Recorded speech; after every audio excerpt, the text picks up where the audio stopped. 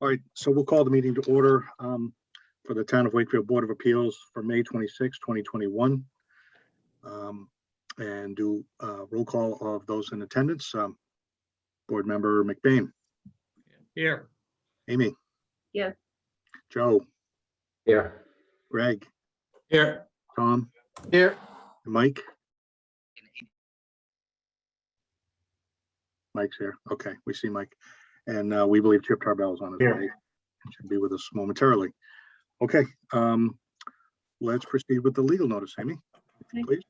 Consistent with the governor's orders suspending certain provisions of the open meeting law, the public will not physically attend this meeting, but every effort will be made to allow the public to view and or listen to the meeting in real time.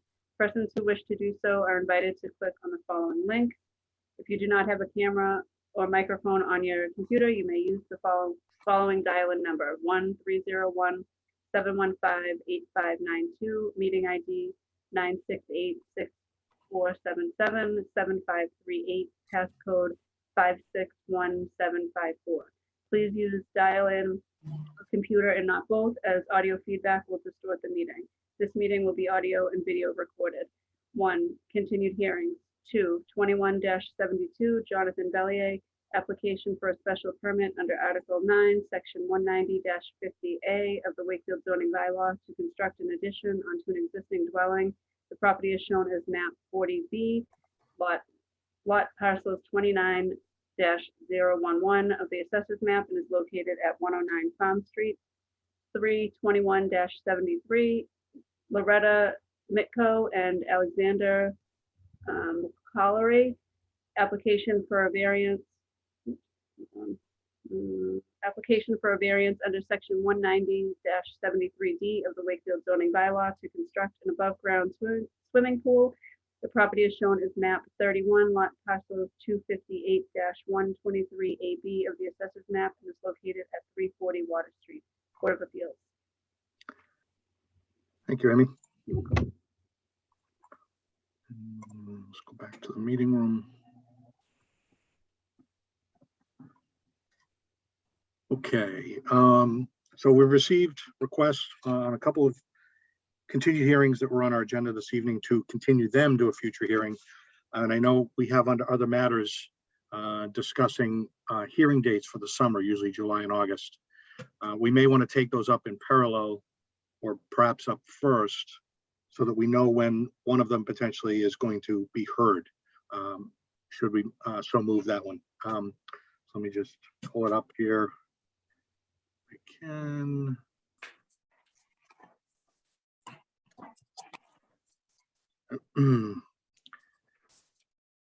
Let's see, meeting dates. Okay. So this is the hearing schedule, right, Gail? I have the right file here. So right now, as of today, we are scheduled to the normal 2 meetings in June, as you can see, followed by July 14th, which would be a normal second Wednesday, but then going until August 18th, which is the third Wednesday. I think we tentatively set those at the beginning of the year, early last year, right? Do those dates still work? Is there any comment from board members or Gail if we need to consider moving either of these dates due to conflicts or any other reason? July 14th and August 18th. Correct. I'm good for either, or for both, I mean. I'm fine too. I'm good. Okay. I won't be here July 14th, but I mean, that doesn't matter. You guys can, you're fine without me. Never. Oh, no. The Okay. 23rd, I won't be here. That's June. So All do right. we Well, need to add any? it sounded like we having a number of cases, and we thought potentially we might need to consider, multiple meetings as we normally do. But it seems like we've gotten somewhat caught up, Gail. I know we have more coming in June, of course. June 9th is gonna be terrible, but Yeah. But all right. So if that sounds good, we'll hold with those dates of July 14th and August 18th. And with that, I will proceed to one of the requests that we've received, 21-38. Elite Metal Framing and Construction, Inc. at 611 Salem Street, Wakefield, from Attorney Brian McGrail, dated today, requesting that we continue this to our meeting in July, which we now know will be the 14th. Still in the process of filing related application with the Board of Appeals, an effort to resolve the appeal with the building inspector, and confirming on behalf of their client that they agree to extend the time for this board to render a decision and or file a decision until September 30th, 2021. So Brian, do you think it will proceed in July at this point? I'm hoping. Already Yeah, continued a few times. it's an enforcement action that I'm working with Ben to try to get resolved.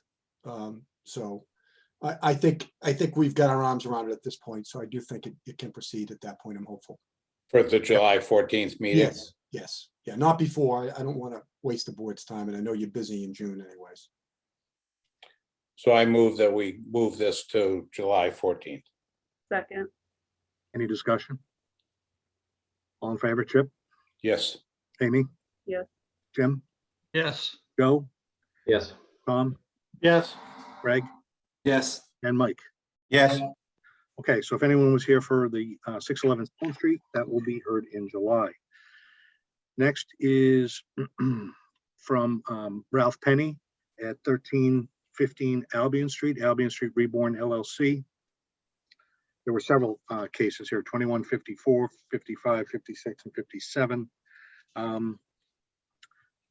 Attorney McGrail has been unable to discuss an issue regarding the proposed change for use for the second and third floors of my building with town council.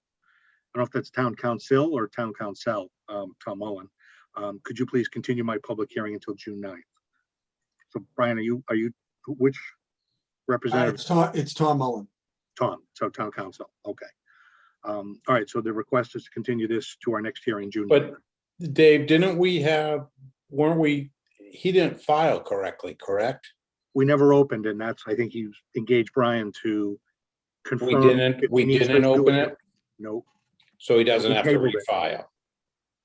potentially, based on what perhaps Attorney McGrail's working out with town council.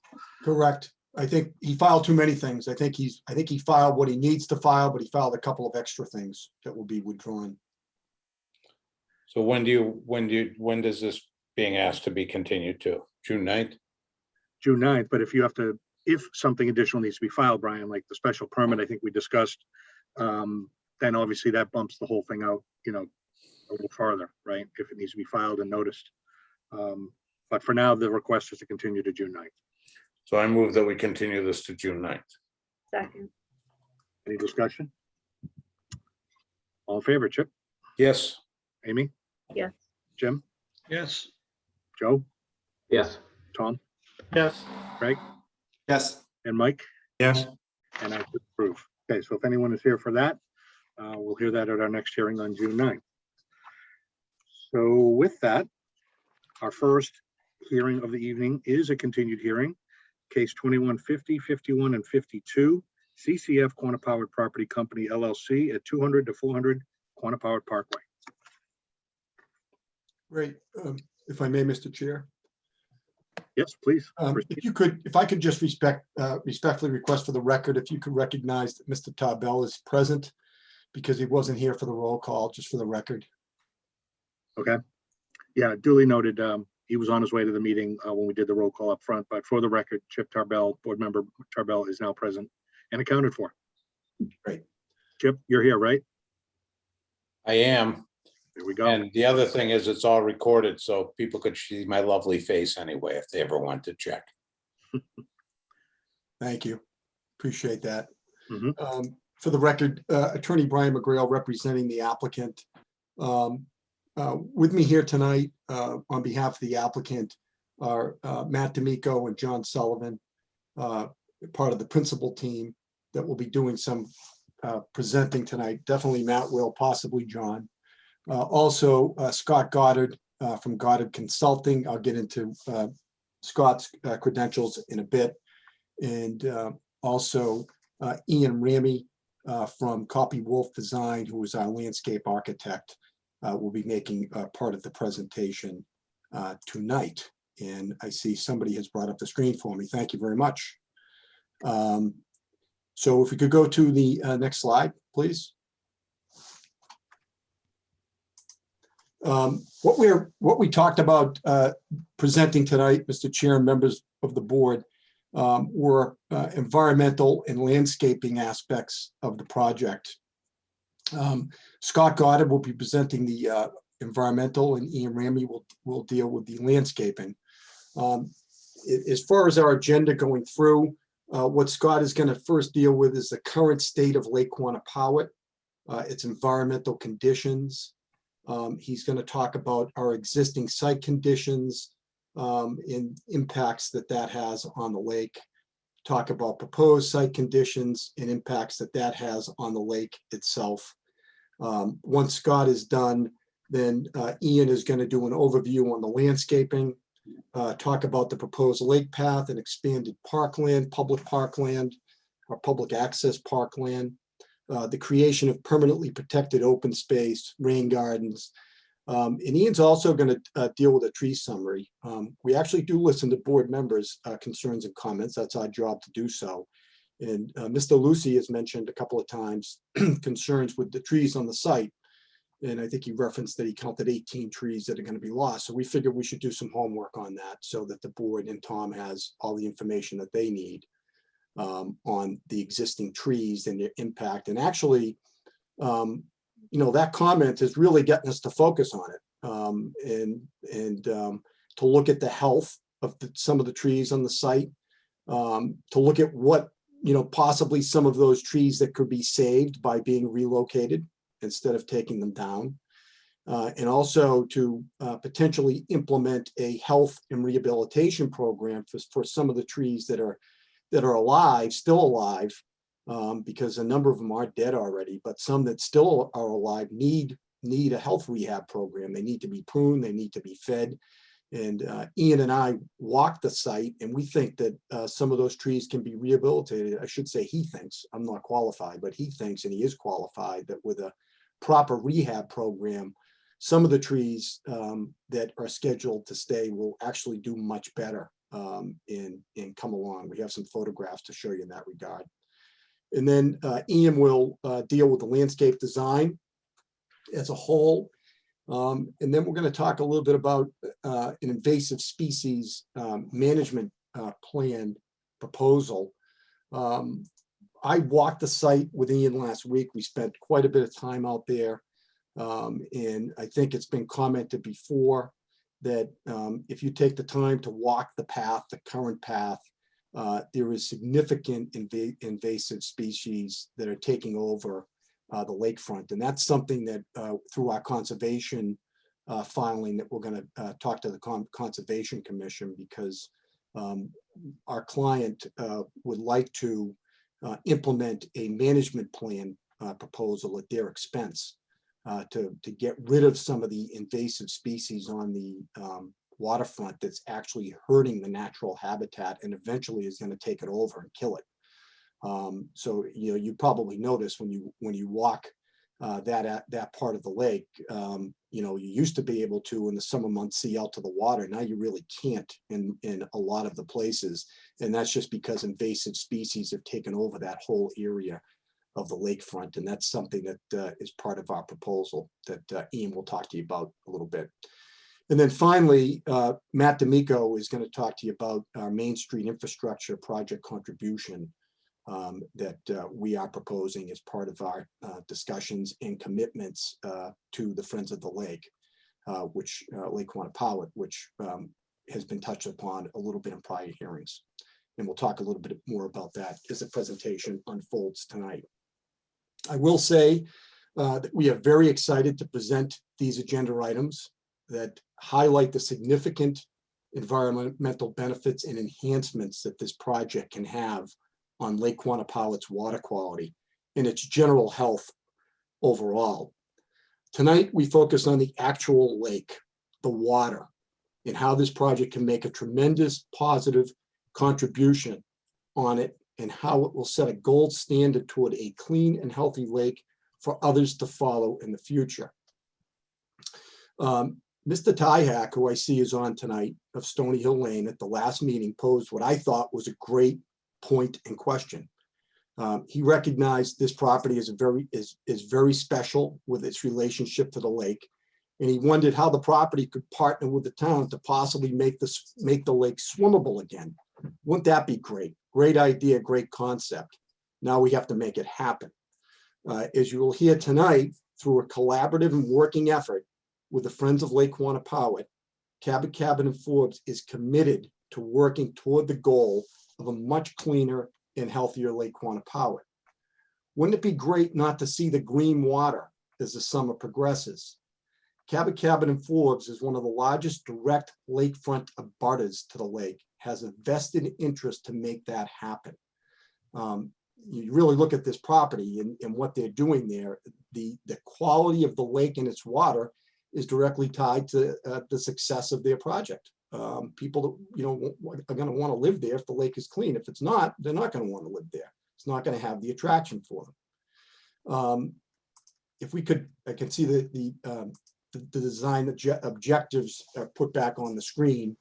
And I would like to say that the collaborative effort of CCNF and the Friends of Lake Quannapowitt, pursuant to our early on design objectives, which you're seeing on the screen, along with the expert guidance from the town engineer, has resulted in a project, a plan, and a program, and a long-term commitment that will result in on-site improvements that will significantly help the quality of the lake water, off-site improvements that will help the quality of the lake water, and as I've mentioned, an invasive species management plan proposal. So a lot of the concepts that you've seen and that you're going to see tonight and will be discussed were developed through numerous meetings with my client, the Friends of the Lake Quannapowitt, and also the town engineer, with the guidance of the town engineer, with his expertise on what could be done to improve the lake water.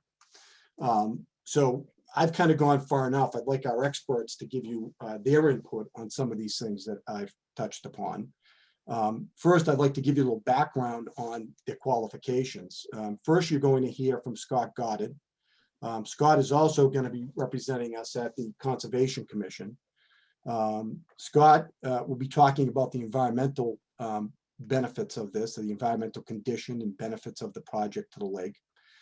Scott founded Goddard Consulting in 2011 after working 16 years at Carr Research Laboratory. He attended Worcester Polytechnical Institute and attained a Bachelor of Science in Civil and Environmental Engineering. He then went on to receive his Master's in Engineering in Water Quality Engineering from MIT, Massachusetts Institute of Technology. Scott is a professional wetland scientist, a certified soil evaluator under Mass DEP. He's a member of the Association of Massachusetts Wetland Scientists, the Massachusetts Association of Conservation Commissioners, and Society of Wetland Scientists. So Scott has great credentials and great knowledge that he can contribute. Copley Wolf Design Group, who is our landscape design firm, is a very highly respected landscape architecture firm with offices in Boston. Ian Ramey, who will present tonight, is a principal at Copley. Ian attained a Bachelor of Science in Landscape Architecture from the University of Massachusetts Amherst. He has 24 years of landscape design experience working on projects ranging from multifamily housing to retail centers to mixed-use development. He's also a licensed professional landscape architect and a member of the American Society of Landscape Architects. So the qualifications of these two folks are impeccable, and I think they are going to be able to provide the board some great information to evaluate. So with that said, I'd like to move to the environmental, if I may, and hand it over to Scott. Thank you very much, Brian. This is Scott Goddard, and it's a pleasure for me to be here with you this evening. It's a typical night for me would be presenting a project on behalf of an applicant to a conservation commission. It's less of an opportunity for me to present to a zoning board of appeals, but I am glad for the opportunity. And in this particular case, I'm excited about this project because it's not often that I get to participate in a project that can redevelop an existing site with as much environmental net benefit to not only the site in particular, but the adjacent wetland resource areas. And in this case, it's not just the wetlands on the site, but the more notable feature of the lake, which garners the attention of the town for sure.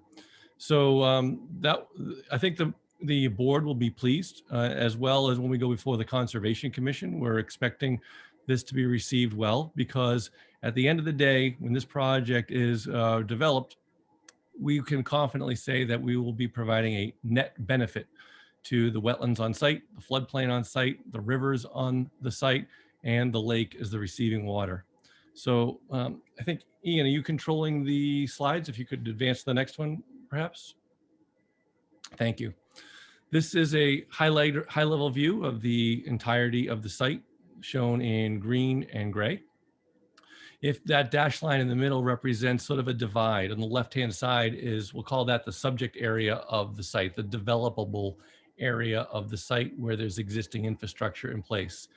The area, about a third of the site to the right of that line, reflects an undeveloped woodland area that's not included in these calculations, and it's largely not developable. There are some uplands in there, but it's majority of it is wetlands. I've gone through there, I've done reconnaissance and found it to be largely bordering vegetated wetlands and protected under the Wetland Protection Act. That's what you see that dashed line all of it there about. So in our existing conditions, 69% of the developable portion of the site, that is to the left of that dashed line, is an impervious surface. Impervious surface is referring largely to buildings, parking lots, areas that water hits the ground and cannot soak into the ground. Therefore, it is not able to recharge and provide recharge to the river and recharge to supply clean water to Lake Quinnipiac. That water is forced to run off the site and create discharge points. So in current design strategies for stormwater, we seek to infiltrate stormwater and detain it, treating it for water quality improvements prior to its discharge to the receiving water body. 31% of the site is green space or open space. In this case, it's going to be some fringe wetland areas around the perimeter, particularly up on the upside of the screen and to the left side of your screen. And then there's some landscape areas and grassy areas around the perimeter of the buildings. Next slide, please. Looking at Lake Quinnipiac, I've reviewed the water quality studies that have been circulated throughout the town. This has been the Lake Quinnipiac is subject to hypereutrophic conditions in the summertime. That is what you see in this picture, which is the green film that makes the pond, the lake, unswimmable, and it can often give odors. It's aesthetically unpleasing to the eye. So this is a situation that's caused by a watershed-wide problem of nutrient loading, largely phosphorus and nitrogen. So the cause of a problem like this isn't due to one particular site and not this particular site. However, as the lake is studied at its regional level, point source discharges that can convey heavy nutrient loads, particularly phosphorus and nitrogen, that come off of lawns, adding of particular chemicals to treat people's lawns, which is the most common, heavy impervious surfaces that don't detain water, increasing point source discharges. Those are the problems that exist throughout the watershed of Lake Quinnipiac. So our job is to do our part, which is a significant part, to this site to improve the existing conditions, reduce the amount of nutrient loading that's entering the lake, reduce the phosphorus, reduce the nitrogen.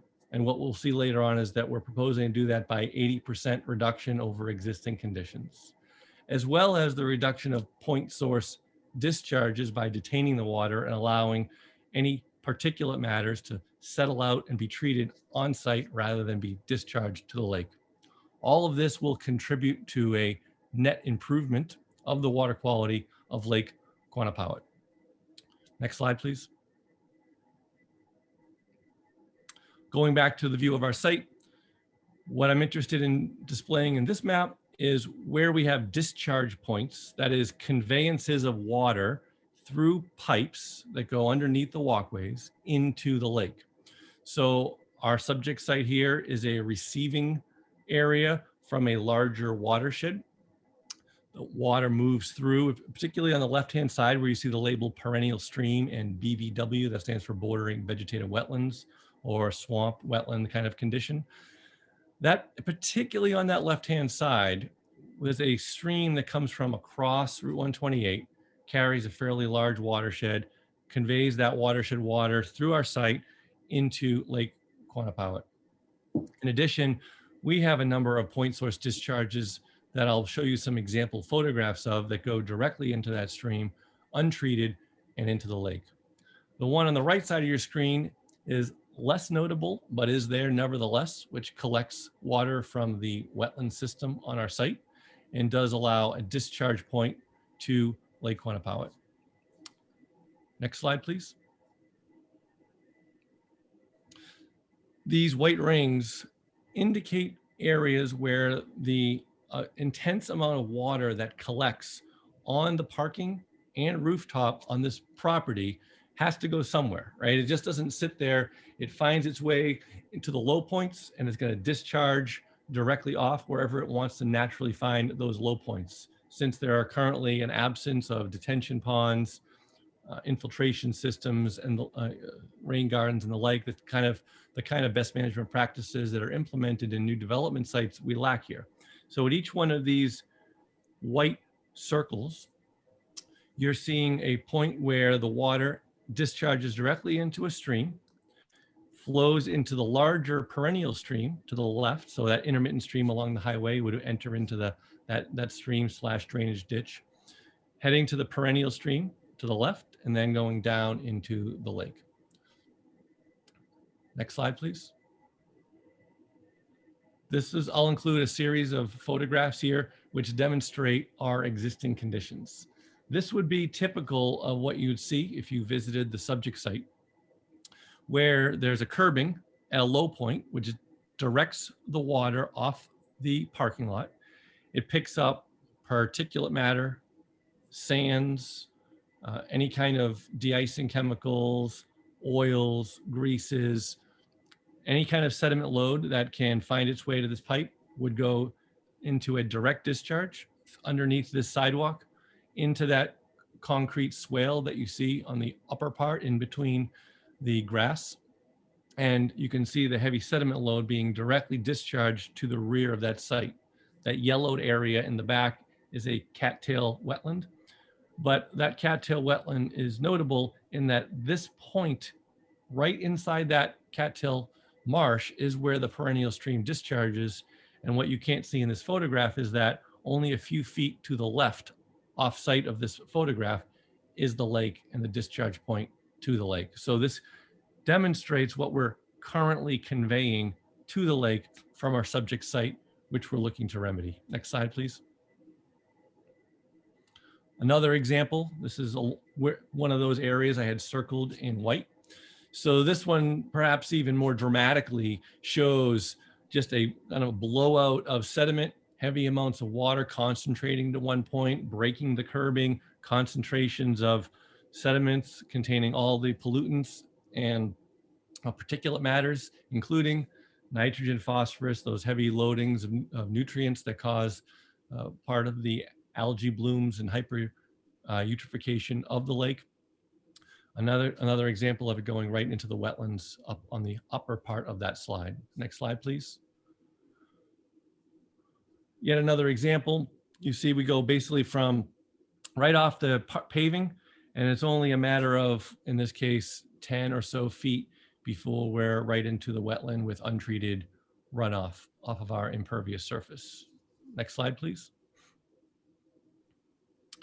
Another example, to not be repetitive, is similar to other pictures that you've seen, but I think at this point you get the idea. We have a number of these conditions throughout our site, and this is probably singularly the most important thing we can fix on this subject site to improve the water quality of the lake. And we're going to accomplish that in several ways. I'm going to go over a handful of them right now. First off, in order to eliminate the pollutant discharge to the lake, it's to first reduce the amount of overall water that has to be treated.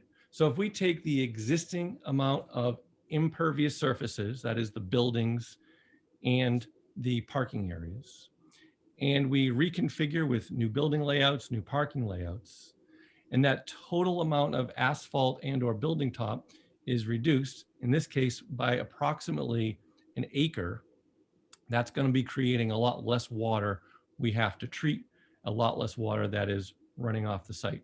So more pervious, less impervious by approximately an acre. That's the 40,000 square feet that's on the label there. In addition, we're looking to replace invasive species along the lake with native species in an invasive species management plan. We're going to take those areas that were impervious surfaces, and Ian's going to talk about a substantial planting program so that we have more green space. It's not just lawn, but also made up of trees and vegetation. We're going to be increasing the amount of open space / green space on the property in its entirety. All of the stormwater runoff that we're now generating from the site is all going to be treated through infiltration, through detention, in order to get a total of 80% removal of the nutrient loading on the site. Next slide, please.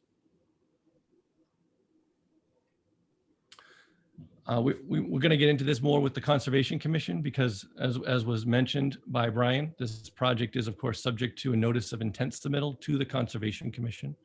We have to fully comply with the Massachusetts Wetlands Protection Act and all of its performance standards, which we will do for bordering vegetated wetlands, riverfront area adjacent to the stream, and of course the buffer zone to the bank of the lake.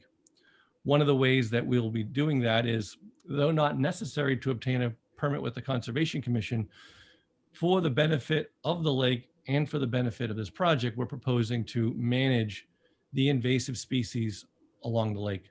This is a view of what you might see in portions along your walk on the path along the lake. Oriental bittersweet is a very aggressive vine that you might see sometimes climbing up trees, choking them out. Multiflora rose is a thorn bush that's a non-native plant. Garlic mustard is a weed species. Japanese knotweed is that sort of bamboo style plant that sometimes you see. Glossy buckthorn. All of these are non-natives, undesirables in the environmental world. They can be controlled and they can be replaced to help advantage native species. It would, yes, it would open up the lake, but it also would provide a more balanced ecological system along the embankment of the lake. Next slide, please. Great. So though one project can't improve the lake in its entirety back to what everybody might hope the lake to be, one project can in fact be the model on how to go about doing it. And I do believe, as a professional who's been doing this for many, many years, this really is a model project, and the town should be proud to have it and demonstrate to others in the watershed how similar actions can be taken to improve the lake. We're going to be managing our stormwater by increasing the infiltration. We're reducing the nutrient runoff and the load to the lake, right? We're minimizing and reducing existing adverse impacts to wetland resource areas. What that means, that wetland resource area references largely to a zone adjacent to the stream called a riverfront area. We'll be reducing it, further impervious surfaces there, adding stormwater benefits. So all of this is going to lead to the increase of the aesthetics, the functions, the values of the lake and the surrounding wetlands. All the wetland resource areas will benefit from this project.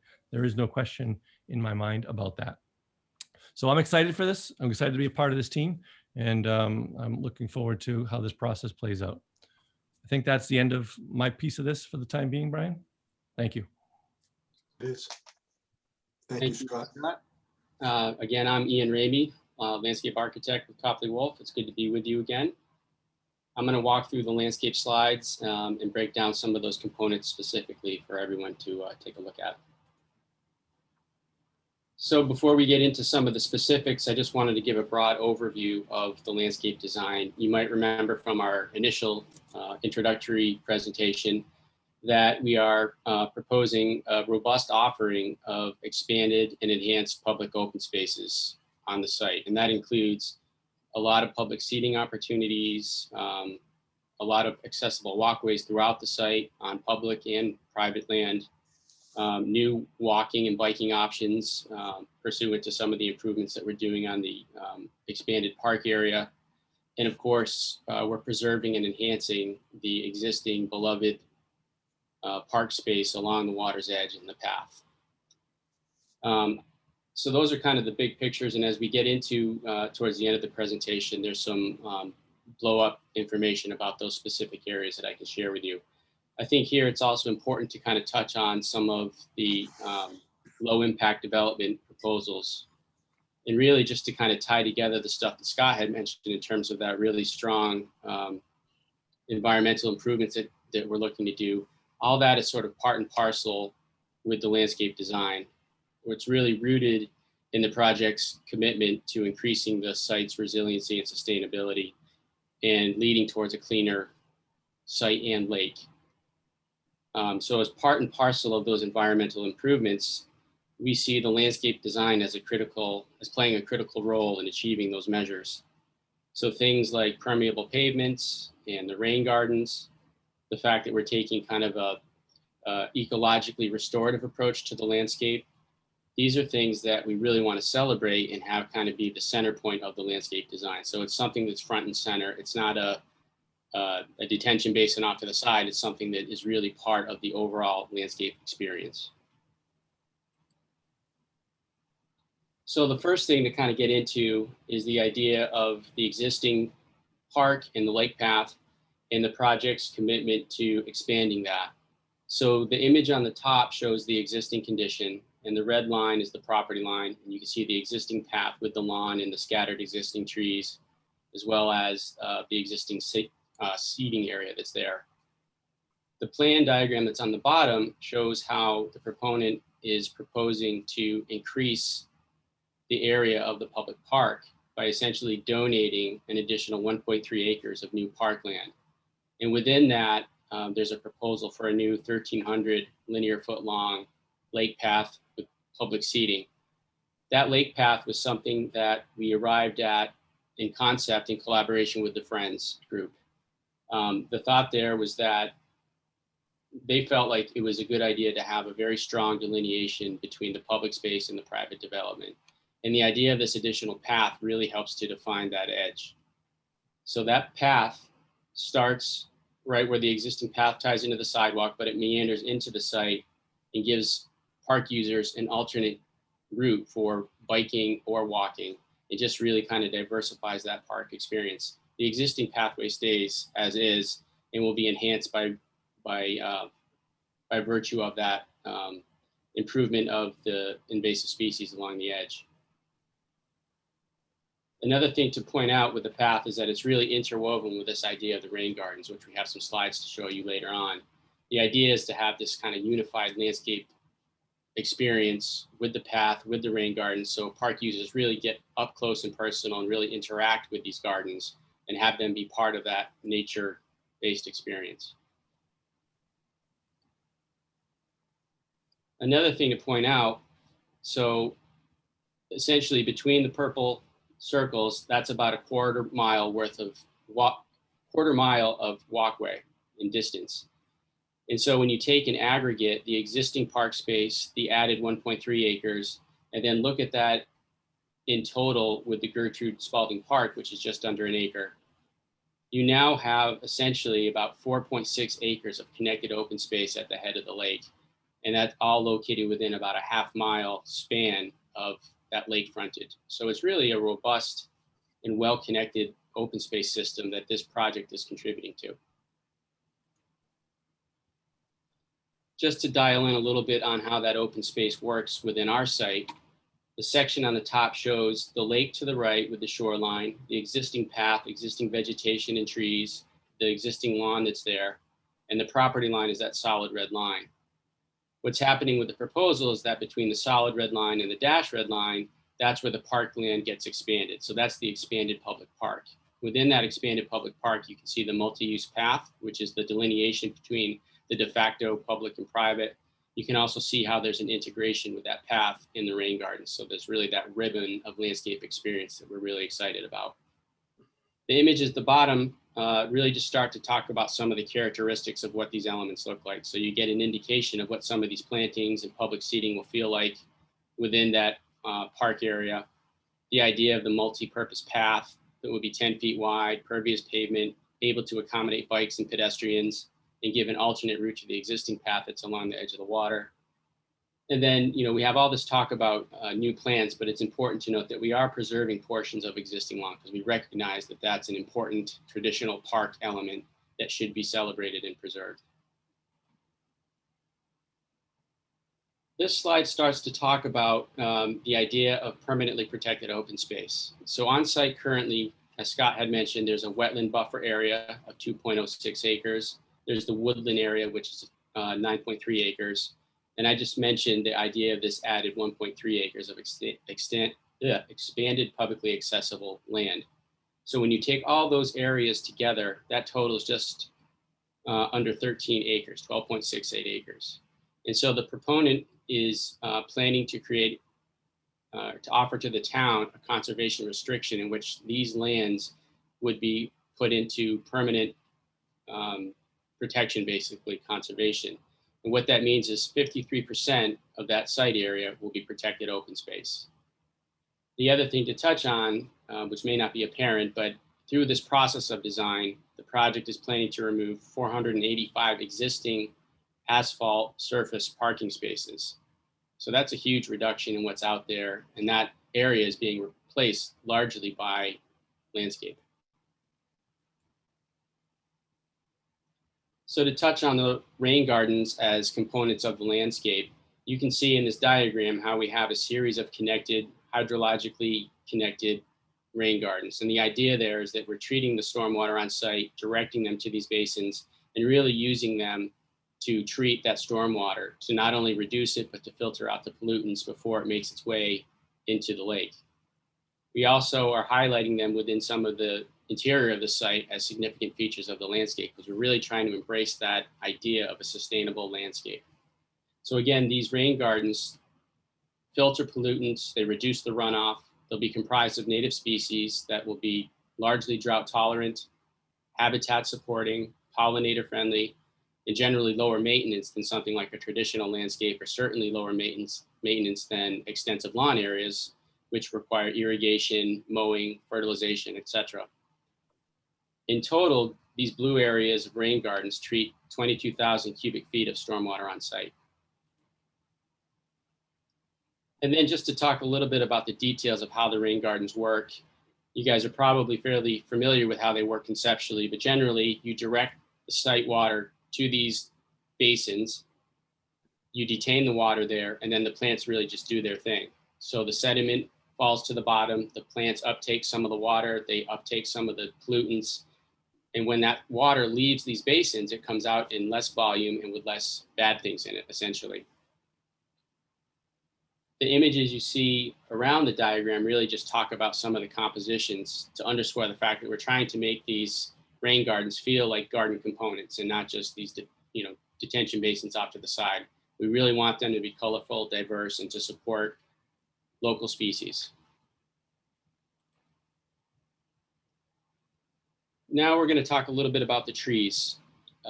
So admittedly, I think when we did our first presentation, we were really excited about our nearly 200 proposed new trees. We weren't maybe as focused on the existing trees, but hearing the comments that we had from you in the previous hearings, we went back out to site, as Brian had mentioned, and really sort of dug into the details of what's out there. And so we have some statistics further on in the slides that I can show you the numbers, but essentially what we found is that there's 42 existing trees on site. Of those 42, 6 are 100% dead trees. So if you take those out of the equation, there's 36 remaining trees. Of those 36 remaining trees, there's 8 of them which are in very poor health, most of which will be removed by virtue of how the site plan is being developed. Others will still be retained. These images here give you an indication of sort of the degree of the state of those trees that are out there. So you can see some of the existing trees that are 100% dead in the top row. the trees in the bottom row show some of the significant damage or disease that are in those existing trees, where large portions of the canopy are dead or missing. There's a lot of dead wood. Some of the trees have significant holes or damage to their trunk structure, and some of them have been topped by winds or lightning and have sort of resprouted, but really aren't in great condition. Generally, obviously, the trees that are out there haven't been cared for in a number of years, and that's really leading to a lot of their decline. One of the other things that we found when we went out there, which was a sort of a great observation for us, was that we found that there's 5 existing trees that otherwise were being scheduled to be removed because they were within the footprint of the building. We took a harder look at those and found that they're of a size and they're of a very good health condition where we think they can be transplanted. So the idea is that we would be able to take these out before construction really gets going and relocate them to safe areas within the site, or maybe even within the public park, depending on discussions with the Friends group. But basically you have a 20-foot plus mature tree that can instantly be put somewhere else and spared from having to be removed. This slide really gets at the meat of the tree discussion. So the diagram here shows 2 tree types. The dark green are existing trees that are either retained or transplanted on site. Those total 21 trees of the 42 that are existing on site, 36 of which are alive. The light green are the proposed trees, 191 of them, native shade trees that we're planning to plant on the project. On our site visit on the 18th, which was last week, these are the statistics that we found. So again, 42 existing trees on site, 6 of which are dead. Of the remaining 36 living trees, we'll retain 21, 15 will be removed. Of those 15 removals, 8 of those trees are classified as poor condition, where they have significant dieback or damage or dead wood, or have been really kind of compromised by disease. I had mentioned the potential transplant of 5 healthy trees to bring down that overall removal number. And so where we are in terms of a quantity, we originally had identified 22 trees to come out. We think that there's 15 now. So that's a good improvement, I think. And we thank you for the urging us to go back out and take a harder look. Again, 191 native new trees are being proposed. And as Brian had touched on, we're interested in contributing and making sure that there's an active tree care management program that's out there, not only to take care of the proposed new plantings, but to care for and maybe nurse back to health some of those other trees that are in rough shape.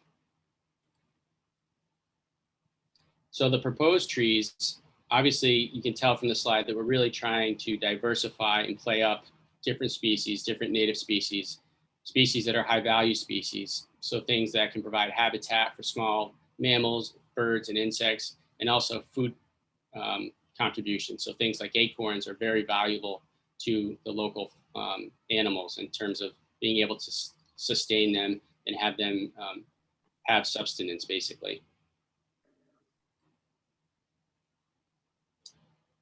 So the next series of slides really gets at sort of the components of the outdoor rooms that make up the landscape design. So the diagram here kind of identifies the key areas, the open space areas that we're proposing.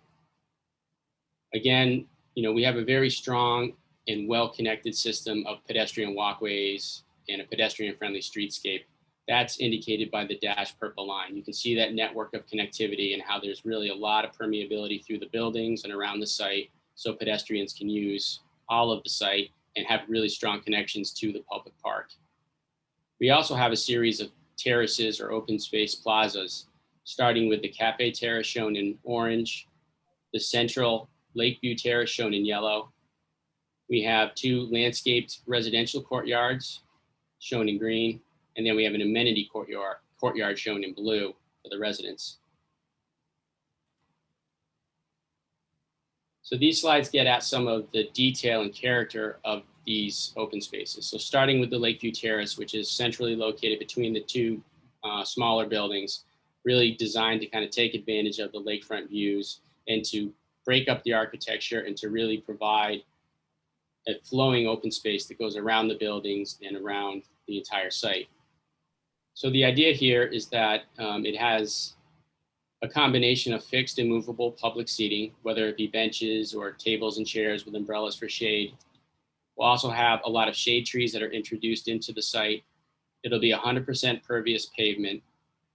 These hardscapes will also be adjacent to first floor activated uses that are associated with the building. So the tenants of the building will be out and about. There'll be a lot of activation in these spaces to really kind of animate them.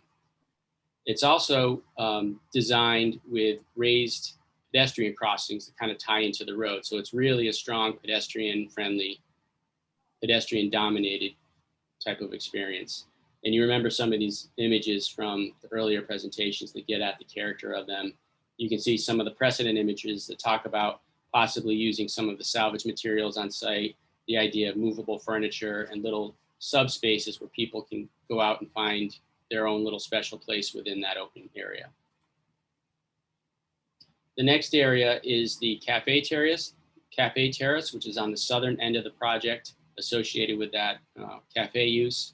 It's a small terrace that's well connected with not only the new lake path, but also the sidewalk along the parkway and the neighborhood streetscape. So there's a lot of connectivity and a very welcoming access for pedestrians to come, for the public to come and use the restaurant and the facilities. Again, it'll be 100% pervious pavement. There'll be movable seating with shade, great views out to the lake. And these images give you some character sketches of what that will look like. And then I think the last thing that we wanted to touch on was the idea of the neighborhood street. So we talked about the existing path. We talked about the new lake path. We see this as another step in the hierarchy, basically, of pedestrian circulation. So between the buildings, we have this neighborhood slow street, as we call it. And the idea there is that it really feels like a neighborhood development. The idea of a slow street, because we have raised pedestrian crossings at regular intervals. We have head-in parking, which serves to calm traffic. There's a lot of trees, so it's a tree-lined condition for shade and also for comfortable scale. And then the first floor uses of the residential buildings have walkout access onto the streetscape. So it's really a neighborhood feel, really a activated sort of public realm that is this streetscape. And with that, I will hand it over to Matt to speak about the Main Street contribution. Thank you. Thanks, Ian. Matt D'Amico here, project manager with Kappa Forbes. So I just wanted to introduce something tonight, which is a project that we're very proud of. So as one of the largest properties neighboring Lake Quannapowitt, early on, we looked for ways to improve the lake's water quality as part of our project proposal, beyond just what we're doing on our own property. Ian, if you could just go to the next slide, please. Thanks. So in working with the Friends of Lake Quannapowitt and the town engineer, we learned about the multi-million-dollar Main Street Corridor project, which is an infrastructure project identified by the Clean Lake Committee as the #1 priority project for improving Lake Quannapowitt's water quality. It's a project that's been in the work for years, at least in concept, actually for over 20 years at this point. So as part of our project proposal, we are proposing to fund $1.3 million towards this Main Street Corridor project. And that's the portion of the project which was previously expected to be funded at the local level. So instead of the town paying for that, our project would instead pay for that. Ian, if you go to the next slide. So what this project really is, the Main Street Corridor project. So on the eastern side of the lake on Main Street, there's 68.1 acres of watershed, which is currently just draining into Lake Quannapowitt with very little infiltration. This is a project that provides a lot of infrastructure to handle that. As part of that project, 68% of the nutrients, including nitrogen and phosphorus, will be treated prior to entering Lake Quannapowitt as compared to today. So that the project scope includes eliminating 18 untreated stormwater outfalls, over 1,700 feet of new infiltration trenches, and much more. This is just something that, as part of our project, that we're happy to announce and look to get into in more detail at a later date. Thank you.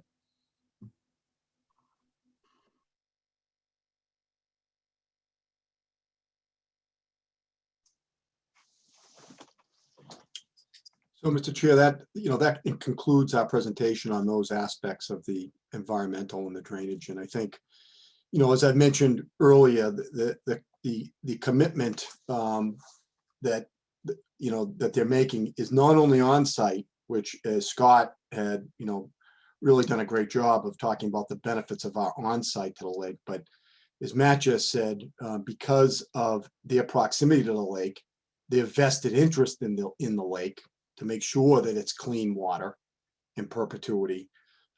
They've worked with the Friends to figure out where they can contribute outside of their property, the Friends of the Lake, to figure out where they can contribute off-site to also enhance the water quality to the lake. So when you look at this globally, it is a huge, significant effect on the water quality to the lake. And, that's something that, folks in prior hearings have raised a concern. How is this project going to environmentally affect the lake? Thinking it's probably going to have a negative impact. It's going to have just the opposite. It is going to have a significant benefit environmentally to the water quality. So we're happy to answer any questions that the board might have. Thanks, Brian. Board members? Yeah, let me talk, because I'm one of those that in the past basically have made noise about basically cleaning up the whole edge, that whole edge with the invasive species killing all sorts of stuff there. And the fact that there seemed to be a planting plan at one time there, nobody is taking care of it. And one of the questions I have is, with this expansion and supposedly renovation of the shore edge here along here, who is going to be the person following up? Is it the town, or is this development is going to keep this place sort of spick and span, so to speak? Because I don't think we can depend on the town. They haven't been a good steward basically on this piece of property, because they either haven't funded or they don't have interest. And as a walker around the lake, I like to have those view chambers, basically you're walking around and you can see down the lake without looking through a tangled mess, basically, at what's out there. So I'm very much for what's proposed here. I know that there was some study on aeration too, and I don't know whether there's been any discussion about maybe funding something like that. Not that you could fund the whole lake, because I understand it's quite a job. On the other hand, there could be a series of fountains out there, basically, that add to the aesthetics of the lake, but at the same time aerate the lake at the same time. So I very much like the approach that's being taken at this time to basically take what is a deteriorated situation basically and bring it forward and save our lake, basically. Thank you.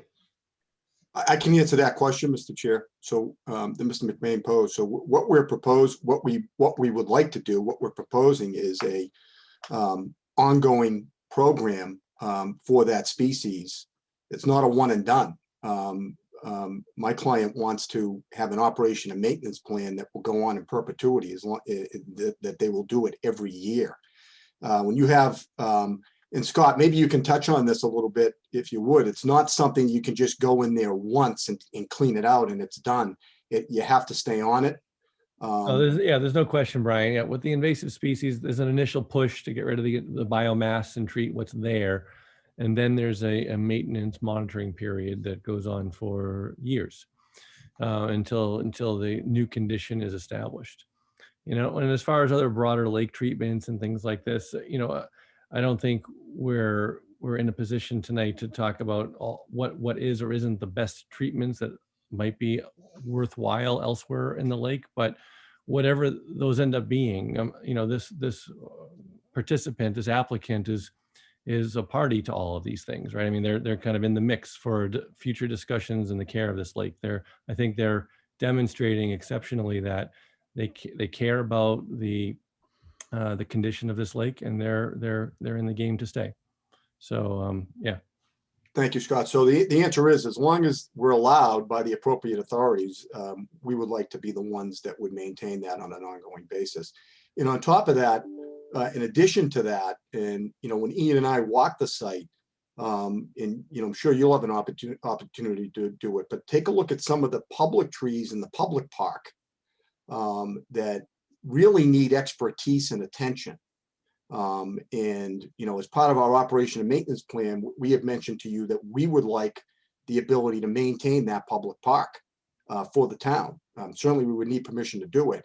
And one of those components would be a plan to maintain the existing trees on the public park, which are some are in need of care and fertilization and pruning. And you need experts to do that. That's what Ian said. Some of these trees, he pointed out, he knew every species. He said, oh, look at that tree. That's a beautiful tree, but it needs to be trimmed. But you really need someone that knows what they're doing to do it properly. So not just the lakefront, the invasive species, but, as I've mentioned before, that they would like to make contributions on a regular basis to the public park and the trees and the landscaping in that area too. Mr. Chair, I have a question. Yes, Tara, go ahead. I'm not sure how do you quantify, and I'm not sure you can, the stormwater management that you're doing on your site, the 1.3 million that you're giving for the downtown stormwater. If those two things are done, what percentage of the cleanup that's necessary for the lake is taken care of? Is there a way to quantify that? So I can tackle that a little bit. So it's like the answer to your question is a difficult one and not a clean one, right? There's a lot of study that can and can be done on this topic. Insofar as the amount of watershed that our site contributes, plus in terms of total acreage, plus the acreage of the downtown area, which is 68 some odd acres of land that's being treated. We're now treating literally dozens of acres of water runoff from some of the target areas that have been identified as problematic. So can that be put in terms of a percentage of the total watershed? Perhaps we knowing the total watershed and what numbers we have, we could identify some likelihood. But where that trigger point is of where it goes from, okay, we have an unacceptable lake condition to now an acceptable lake condition, we can say this for sure. Well, this is what we can say. We're making substantial changes in that positive direction. And whether it's enough to flip the switch to now be a fully recreational lake and all the kind of things that people would desire, these questions are more complicated and more at a watershed level. It would be hard to promise, perfectly clean water as a result of this one project and even the Main Street contributions. But we're doing the right things here, and with the rest of the watershed, having those same interests and goals, then this is the direction that the town, I think, would like to see this lake turn towards. So, thank you. Yeah, no, and my point was not to say it's insignificant. My point is to say that it is significant, and that if these two projects take, I guess I was looking 50-60% of the issues for stormwater runoff into the lake out of the equation, that's significant. If it takes 5% of the issues, and that's why I know how difficult it is to quantify. But I think everybody's like, okay, you're certainly doing your part more, but I was curious if there was a way to quantify it. That's all. And I think if I can just add to what Scott said, I think, one of the things we're gonna, not to get ahead of ourselves, but at the next meeting, I spoke to the town engineer today, because he's the one that guided the Friends of the Lake Quantapowhat and our development team of professionals on work that needed to be done. I think he would like to address the board, because I think, Chip, he might be able to answer that question with some more detail, because he's done all the studies on this. So I think he might appear at your next meeting in that regard. That would be fantastic. Because it feels to me like it's significant. Like really significant.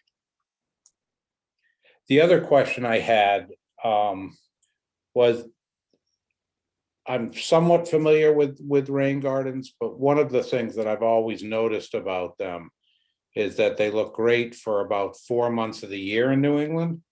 and then they look horrendous for about 8 months of the year because the grasses, the plants have all died back. You've got to maintain it. So what is the maintenance of a, you know, the sediment removal for a rain garden? How extensive is the maintenance of them, and how do you treat how they look during the winter in New England? So I can answer that from a landscape management perspective.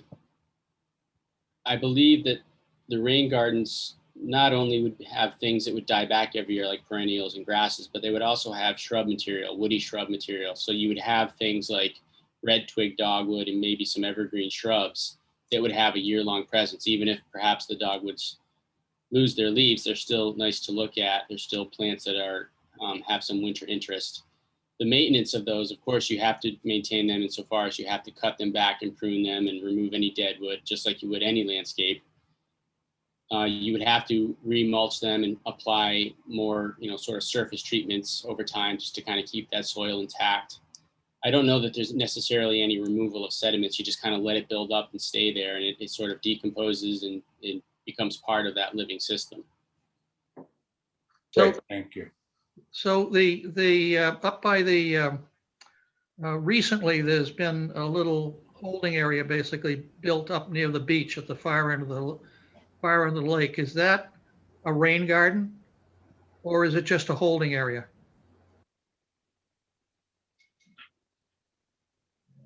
I'm not familiar with that specifically. Brian, you may know. Oh, is that on our property, Jim, or is it on the, It may be on the town property, but it's on the edge of the road going in. yeah, I think it's on the town's property. yeah, that's not us. I don't know what they did. Well, my question is not whose is it? My question is that a rain garden? I doubt it. I don't think so. No, to construct a rain garden, I don't think the town constructed a rain garden. I mean, you need a lot of expertise to do that. Thanks. Amy, did you have additional questions? I see you're I unmuted. do. I have a lot of questions. Okay. I think the first few will, Scott, you might be the best one to answer it because I was writing it down as you were speaking. Okay. So my question about, you had mentioned phosphorus and I want to say nitrogen about the green in the lake. I was always under the impression that that was algae from when they cut back the weeds and everything in the lake. Is that two different things or? Right. So what the green you're looking at isn't the nutrients themselves. What the nutrients are the components that lead to algae blooms. So that green that you're looking at is called a cyanobacteria. It's a rapid growth of a bacteria in the water that feeds off of the nutrients. So when you add, you know, think of like a Scott's four-step kind of deal, right? If you add that to your lawn and it makes your grass lush, the remnants of that, they wash off the edge and get into a water body. Those same microorganisms that would feed off of them are the ones that they get into a state, particularly in when the water warms up in the summertime, and they have an explosion, and that's what turns the whole water green. So, Okay, and has the smell. The Mhm. phosphorus, yeah, okay. Right.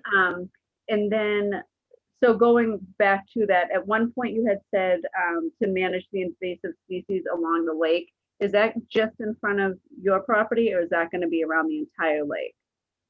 the proposal that we're going to bring forth to the Conservation Commission is to manage it in front of this property.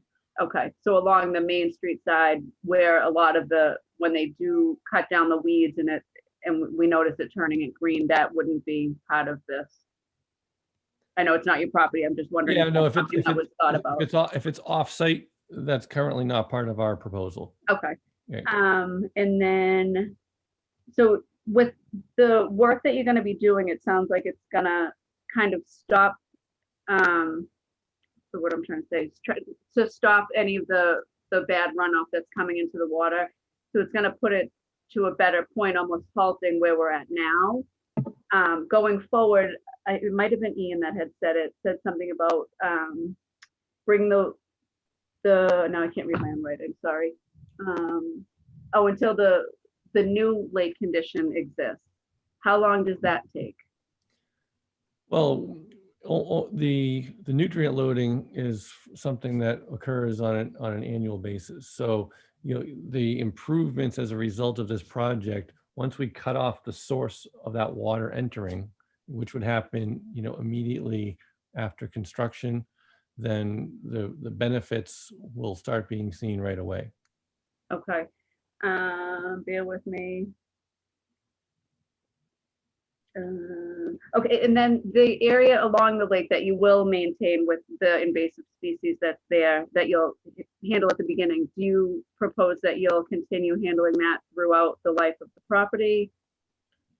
My understanding right now from my client, the applicants and owners, is that they intend to manage that in long-term, yes. Okay, The answer to that is yes. okay. And who's responsible for that? If, God forbid somebody got hurt, would that go back to the town? Would that come back to the property owners?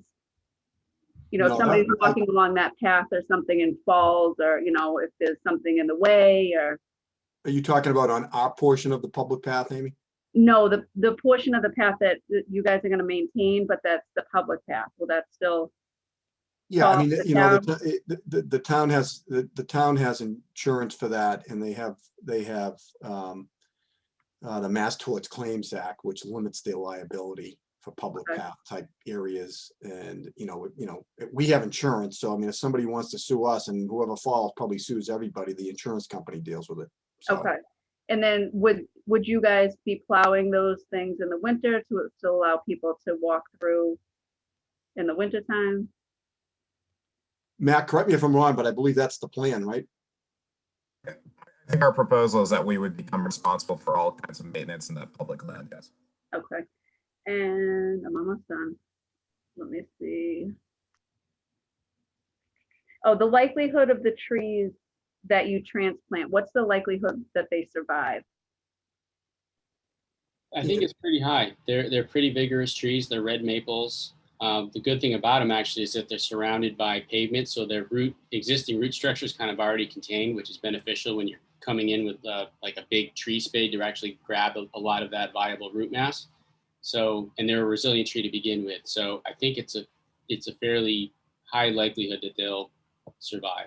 Okay. Can't guarantee it obviously because it's a living thing, but it's pretty high. They're almost ideal candidates for that. Okay, and if the transplant didn't take place, didn't work out, is that something you have a plan B for, that you have another tree that you can plant? I think that's a fair assessment. I mean, they're not huge caliper trees. Again, they're 4 to 6 inches, so they could be replaced at that same size in theory. Yeah. Okay, all right, I think that's all I have for right now. Thank you. Thanks, Amy. Other board members? Tom, I see you're off mute. Do you have something? Yeah, Dave, just a couple quick ones. First of all, Sorry, Tom. 1 second. oh, sorry about that. Nope, no I want worries. to echo what Jim said, very supportive of what I've seen tonight, very impressive. I appreciate the presentation, especially the invasive species that people have been talking about, the removing of them, managing of them. I think that's huge. I had maybe a question as a layperson to Scott. You talked about reducing the phosphorus and nutrients by 80%, which is great. Is there a reason that you don't try for 100? Is just that not technically feasible, or? Right, it's sort of diminishing returns. It's kind of the 80-20 rule, right? You can capture that first flush of water, but there's always little remnants that you can't capture. But that's where you make the most improvements, is that 80%, and that's the standards that are targeted through the Massachusetts DEP stormwater runoff standards as well, through best management practices. Okay, thank you. Just wanted to say thank you for your efforts on the 5 trees to transplant those. Appreciate that. Looks like 15 are coming out, 8 are dead, 5 are transplanted. So that's a good ratio, I guess. It'd be good to know what the remaining 2 trees, the caliper of those are and where they're located. Not for tonight, if you could bring it back if you don't have that with you. That's appreciated. But I've been on the site a bunch of times. Like the trees are very much a mixed bag down there in the condition. Also, just wanted to say how impressed I was with the 1.3 million for the Main Street project as well. So, thank you. Mr. Chair, if I can, because I just want to, it kind of talks about what Tom said about the removal. Ian, can you talk, one of the things we forgot to mention was to try to set an example for others within the lake watershed area, how we plan to be responsible with fertilization, Ian, if you would. Yeah, I think the idea here is that, you use a low nitrogen, low phosphorus organic fertilizer for the plantings. I think that's something that reduces the amount that potentially gets run off, and is something that is, fades quicker because it's organic. So it's a more responsible way to provide those nutrients for the plants and have it dissipate quickly. So we would deal with that in our operation and maintenance plan. Yes. That's great. Thank you. Thank you. Mike? Just two quick ones. When you're talking about the 80-20, that is for your frontage on the lake only, is that correct? You're not reducing bad things in the lake by 80% for the lake. I mean, No, we started this off saying, gee, someday we might swim in it. We're not Oh, there. right. I mean, so we're controlling the runoff off of our property, right? Which So is probably about 1/10 of the, if that. So it's 80% of 1/10 or 1/15 of the lake. right. Well, so I agree. I think it's a great thing. I just, yeah, so 100% of our site is being treated at the 80% mark, which is the stormwater standards, which is compared to the 0% of being treatment that's happening right now. And of that, we're part of a grander watershed, and that's where, the effort of the off-site mitigation to even reach out beyond what we can do. We're doing all we can do, honestly, on this site. And then that's where Matt had to introduce this off-site effort to demonstrate that additional effort for off-site options. And there's other properties in this watershed that we don't and can't control. But this is the model we hope to set for those other properties as they come forth. and one more quick question. The boundary line between the town land and your land, I mean, the grass area. Have you coordinated at all with Public Works or however? I can just imagine, like, are they mowed on the same day? I mean, or is there going to be a strip down the middle that delineates you? Well, our goal, Mike, it's a good point, and our goal is to get permission from the town to maintain them both, and to pay for that. We would maintain the public. Our landscapers would cut that grass on this, is like one park. That would be something I'd love to see if you're going to do that. Well, that's To the goal. Mike's question, have you had that conversation with them yet, Brian? No, because I think, whoever would have authority would want to see some encouragement from your board on that idea. I would think. And number two, I would be hard pressed that they wouldn't want that to happen, to have, free professional maintenance of town land, to, that the town would dictate what it would be, but, to not have to pay for that. And I would say that probably would have to go through Joe Conway, right? Yeah, we can talk to Joe about it. Yeah. I would agree with you. It's a no-brainer in my opinion, but yeah, it'd be nice to say that they enthusiastically agree. Yeah, and I just want to reiterate what Mike Feely, just mentioned with Scott, that, the 80-20 is on our property and that's our property, but then the $1.3 million contribution is all along Main Street, all the way down, which, and the point is that a lot of nitrogen comes off of the lawns and all of the fertilization is taking place along the lake that's not being treated right now and taken out. okay. And that's the goal of that Main Street corridor. And that's, Brian, is where you thought the town engineer maybe, because that went back to my question of what percentages are they? Yeah, this is a And the program. town engineer might have a better handle on that. I think he will. And I think he'll, this is a project that he's been advocating for quite some time. And the Friends of the Lake know about that, and that's why they've coordinated with him.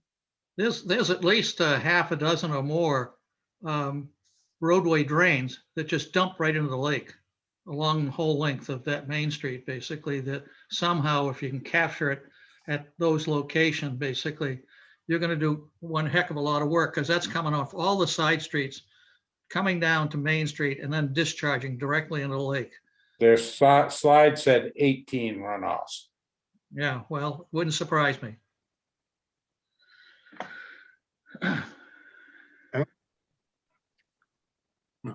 Any other questions, board members? One more, I just want to make one comment, and it's sort of a sidebar to architecture only because it came up in one of the images, basically. The idea of having front stoops on the first floor, units and the like, I think that's a very good idea, basically, for community within that, basically, to have those front stoops for social activities and other sorts of things. So I applaud that idea, basically, for this project. Mr. Chair, I got one quick question. Yes, Joe? Did you guys mention anything about the highway runoff? Is that going to infect your site at all? Is there a plan for that? Is that part of the rain gardens, or you know, the 128 runs right by there, so I don't know if there's going to be a little runoff from that that's going to infect your site. Scott, could you address that? Yeah, so we are able to physically handle the water that comes off of this subject parcel. Other waters, including that comes off of 128, may enter into, and in fact does enter into, upper portions of the watershed into that stream channel that I had mentioned earlier on the left-hand side. Yeah. So by the time that water is received and passes through or by our site, it's already in the stream channel, right? So the placement for upstream, upwater treatments needs to happen at those points, because we're not intercepting the stream and doing anything with the stream channel as it comes by our site. You know, sort of like, it's almost like too late to capture it by that point. You're talking about now either, you know, now treating the lake itself after it's already received those waters and whatnot. But that may be an unsatisfactory answer to you, but that is the answer I can give to you. But I think, you know, as the lake, folks of the lake, friends of the lake, other people who have interest, town engineer, this project, you know, look at, you know, sort of more global issues on lake management. No question, what happens to the 128 runoff should be a piece of that. That ties into Mass DOT and other things. One other point I will make, I did look up while we were talking, the overall size of the watershed. It's about 747 acres to the entire lake. We're proposing treatment to that 61 acres of the downtown area, plus the additional acreage of our site. So in excess of 10% of the entire lake's watershed is seeking to be directly treated and managed as a result of this project. And it's not just any old 10%. It's sort of like if you were to identify some of the bigger outliers of problems, again, it's the 80-20 rule. You start by hitting the worst outliers first. The runoff from this site, as I showed you in the pictures, the downtown area, which you're probably familiar with to some extent, are going to be some of those heavy hitters. So disproportionately, that 10% will be the benefit that this project has to that lake. Disproportionate in a good way in that sense. Thank you. I had one last question, Mr. Chairman. Yes. How do you quantify the effect? Do you know what the amount of nitrogen and phosphorus that's being dumped into the lake from our site is now by testing? And will you be able to monitor and know that what you've done has created the effect you want it to? So the Massachusetts Department of Environmental Protection has a stormwater handbook. It's a manual that identifies different BMPs, or best management practices. Those BMPs have different credit ratings for the amount of nutrient uptake that they are designed for based on the engineering specs, the landscape architect specs that are, through time and tested studies, are expected to accomplish. So we don't need to measure every single site that's designed and built to prove a pre and post condition. We can simply use the science saying that these types of BMPs, the ones that we're using on our site, yield this type of removal. So we can have confidence that, we're not talking down to the fraction of a percentage, but by and large, that's the percentages that we achieve with these types of BMPs that are proposed. So we can be, in other words, we can be confident of this. It's not just, magic wand waving kind of stuff. But thank you. Thanks. Any last comments or questions, board members? Okay, so we received some correspondence that I'd like to share now since our last meeting. And then we'll open up to the public if there's nothing else from board members. So it was actually right after our last meeting, I think when we were closing the public testimony, somebody was trying to raise their hand. They ended up sending us an email. It's Jason Kaminsky, lives at 19 Lafayette Street. Didn't want to bring up concern in regards to what I assume is a relocation of the existing walkway on the town property to what the developer is proposing on private property. I don't think it falls in the zoning board, but where in the scheme of approvals will it be reviewed the continuity of the path along the project westbound? The existing walkway down Quantipower Parkway will now be inundated with an additional 1,200 people in close proximity to it, and who the developer is claiming will be used to get from the property to town. It would be prudent to require the project to support necessary improvements on public way to sustain this project. The overhead poles run along the sidewalk down to the site since they formerly supported a customer-owned distribution station. Since the load for this proposed building is significantly less, has the town considered requiring the relocation of the electrical facilities underground in an effort to improve the walkway and support a bike lane, as the developer is planning on its residents using bikes in volume? These issues aren't necessarily under the purview of the zoning board, but should be taken into consideration.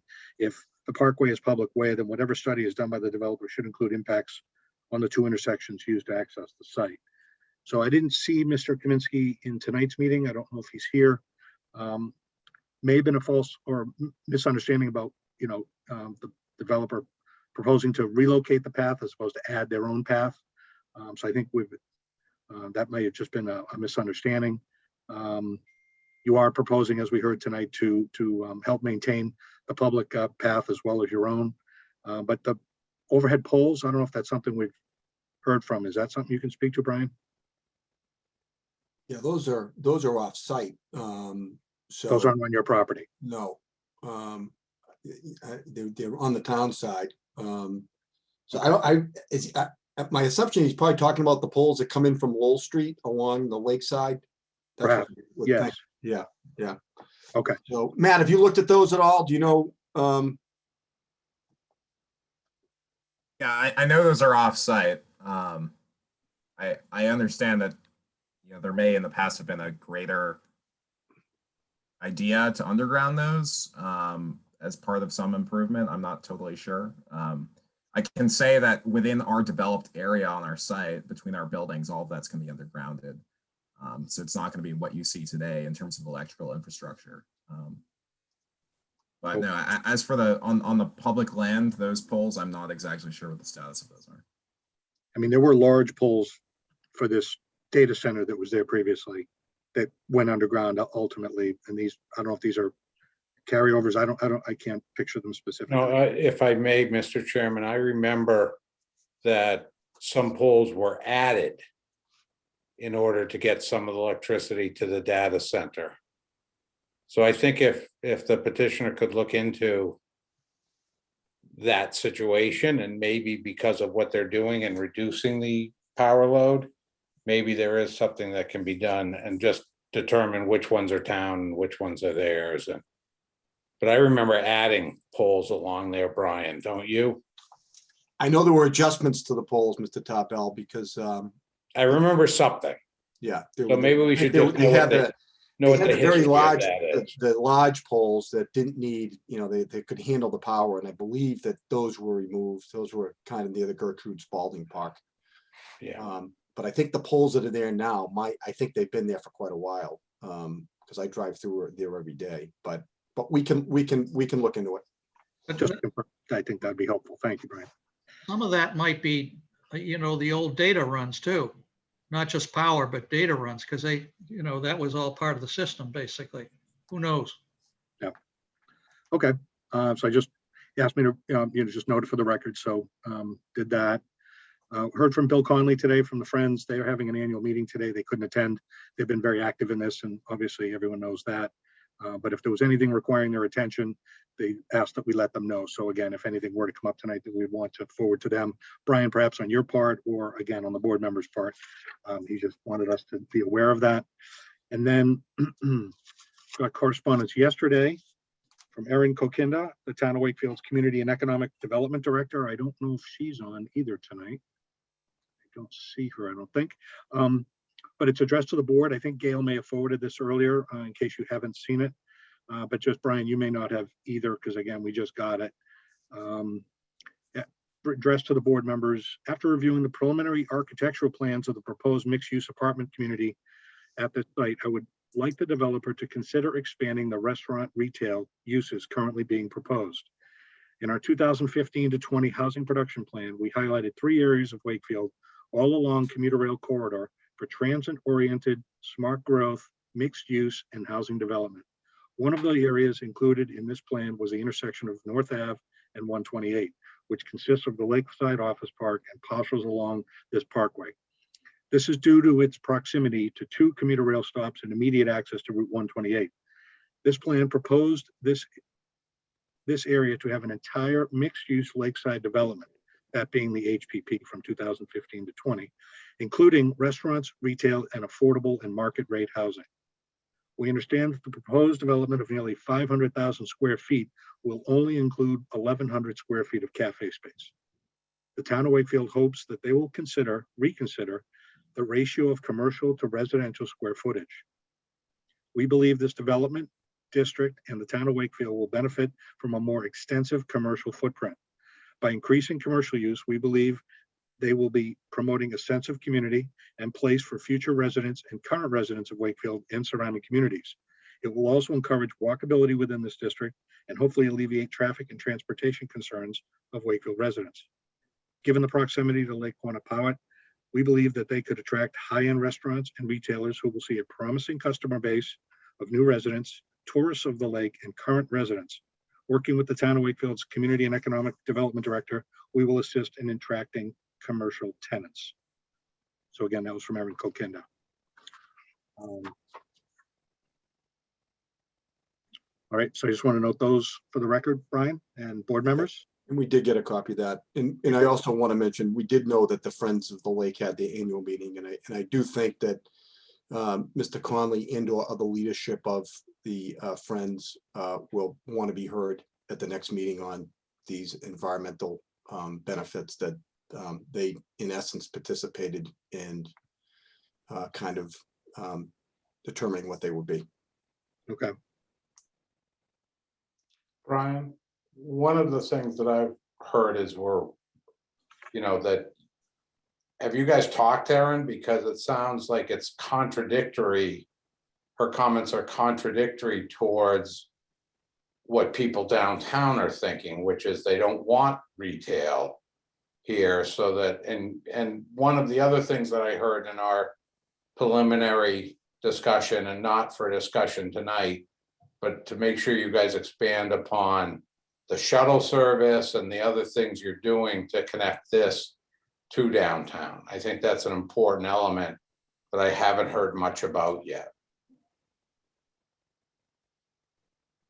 So we just got that note from Erin. We did get it, Mr. Chair. Today, Gail was kind enough to send that to us, that she had just received it. And I think, Matt, you're going to meet with Erin, right? Yes, we're scheduling a meeting for next week with Erin to talk about her letter as well as just greater connectivity with our project in downtown. Yeah, and I don't think when she's talking about this, she's talking about making it like, like a market street. I think she's like saying, maybe expand it a little bit. I don't think it's, so I don't want to cause alarm that it's going to be something that, people's minds might start running with that, but we're happy to talk to her. I mean, she is the economic development director of our town. So we're certainly, open to her ideas and obligated to listen to her and welcome her thoughts and having discussions with her.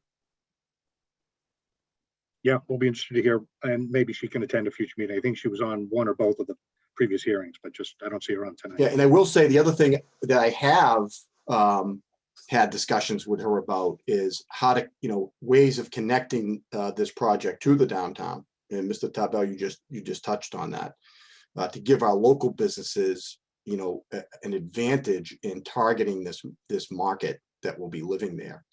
And one of the ideas that she and I had was that, we have these we have the message boards now around town. I think there's a live message board on the common, and we wouldn't put one in the park. But what we could do is have large screen TVs in our common areas of our buildings inside, that whatever is being played on those message boards for the local businesses could be played inside our building. So residents will see it and be targeted. If, local restaurants are having a special, or there's an event going on downtown, to make sure that that's on the TV screen, that, the people that are living there are seeing it as they come in the building or go to the common areas.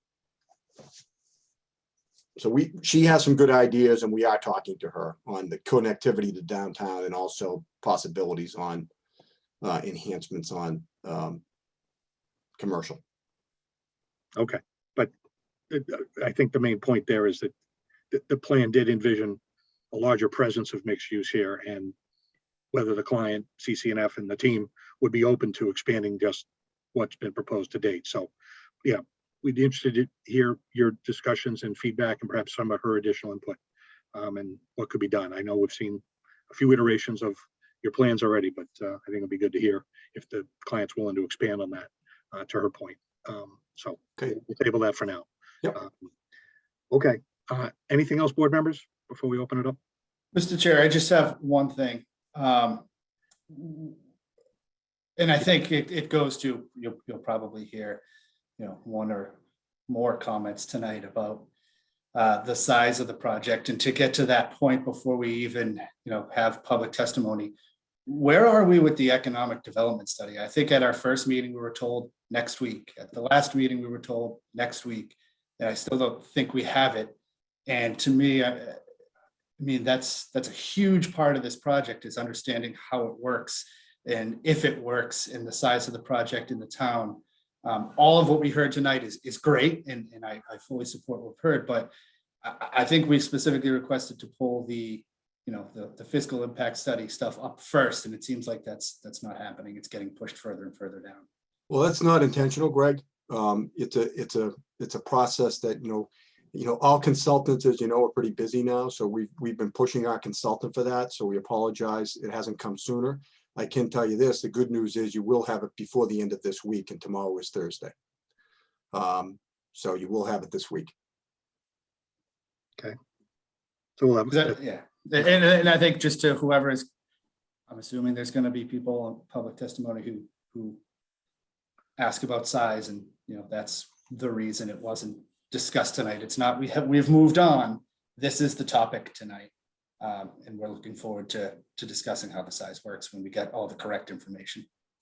So hopefully people don't talk about size, because we try to keep our comments to topics of discussion tonight, which is. Nope, understood. And that's what environmental. Understood. And that's why I was trying to head off some information. Hopefully you did. And the other one is TAC. Are you scheduled? When did that meeting happen? That happened last Friday morning. Okay. So we did have a good meeting with the Traffic Advisory Committee, presented everything. I think the town peer review consultant, Matt Keeley from VHB, was there. And we had a very good discussion with them, and he wanted some more information that he was gonna work with our consultant and the town engineer offline. So we are in process with that. Okay, because I think that's the other key element, Yeah. obviously, is. But TAC has happened, but they're not ready to report yet because they wanted some more information. Okay, so we may or may not be ready for that at the next hearing. I don't think you will be. But certainly the economic plan sounds like we'll be able to go there. If we get it this week, then that's great. We'll have time to read it, digest it, and prepare some feedback and questions. Okay. All right. Anything else, board members? And Yeah, Dave, great. have we figured out who in town, or if there's a consultant that can, almost peer review that for us yet? Because we can review it, but I mean, I don't know if we're professionals in that respect.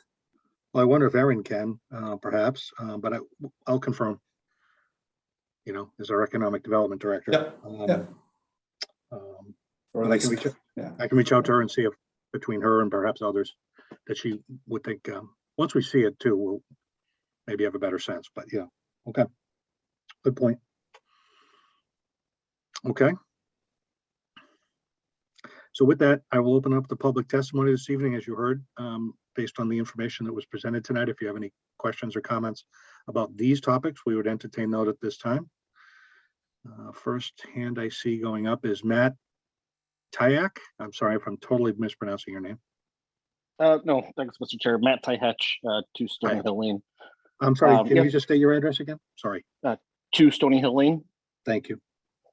Okay, thank you so much for the presentation. Thank you, Brian, for the shout out earlier. Definitely watching this project. I have just a few brief comments. Matt's offsite effort, I think, was really the huge development from tonight, but it really only got 1 minute of FaceTime. So that's referring to the $1.3 million, I guess, donation, for lack of a better term. One question I had for consideration is if they might consider this to be a yearly contribution rather than a one-time payment. It does kind of feel like a payoff, to be frank. And having a sustained investment in the lake, I think, would be more appropriate for a long-term partnership here. So I'd like to see if they could address that concern. And then I guess this is really more for the town. This 1.3 million could be a huge opportunity to start a conservation fund for the lake. Rather than investing it all at once, thinking of it as seed money for a larger investment. And part of my concern is the remediation strategy for the lake. There is some uncertainty there. Some folks blame nitrogen and phosphorus and runoff. I think I heard the Concom with Jim Luciani a few years ago. They did a study and I believe they concluded that because the lake is so shallow, it really requires aeration. And they were going to address that with these solar B units that would move the water around. And those were around 250K each, and they needed about 5 of those. So it's certainly within the realm of possibility now, but to those involved in the decision process here, I just want to throw out the idea of a longer term investment strategy than a one-off, because we're so excited to utilize that money. But all in all, very excited to see that, and thank you. Okay, thank you, Matt. Let's see. Jackie McKinnon. Hi, thank you. My address is 15 Pine Hill Circle. So I appreciate, coming to these meetings and being allowed to kind of give input. So the first time I came was 2 weeks ago. So forgive me for not knowing the exact process. And I know we're supposed to stick to, the topic that's being presented, but, I do have concerns about the size and I won't get into it because I know you guys said to wait. My question is, I guess, on that then, since that's my biggest concern and that's being worked on. So do we think it'll be discussed at the next meeting in 2 weeks, or because it's hard to kind of plan, which one to come to and plan that around my schedule, but I'm just trying to participate as much as I can on that topic. So I'm just curious, are you going to put out an agenda maybe in advance so that we know, when that'll be discussed? Well, agendas get posted, but just on the projects, not necessarily specific details of each project. As you heard, the economic development plan should be a topic at the next meeting. The information that's in that plan may steer the discussion towards the scope of the project, the size, the number of units, the buildings, all of that could come into play. And certainly when we get to traffic, perhaps at the meeting after that in June, that discussion tends to lead to, all right, traffic volumes and what that might mean to reducing the flow and reducing the units to accommodate something or make something better. So I would say the next couple meetings, for sure, those elements are in play. And the discussion may circle back to sort of overall massing and number of units and those kinds of things. But beyond that, it's hard to say. I think we need to see where the discussion goes. Okay. But certainly the next two, just to try to address your question. But beyond that, again, if you do attend or review the minutes, they do get posted in these recordings. you can see what we've talked about and what is projected to be a discussion point for a subsequent meeting. So you'll know if we're gonna go there, but.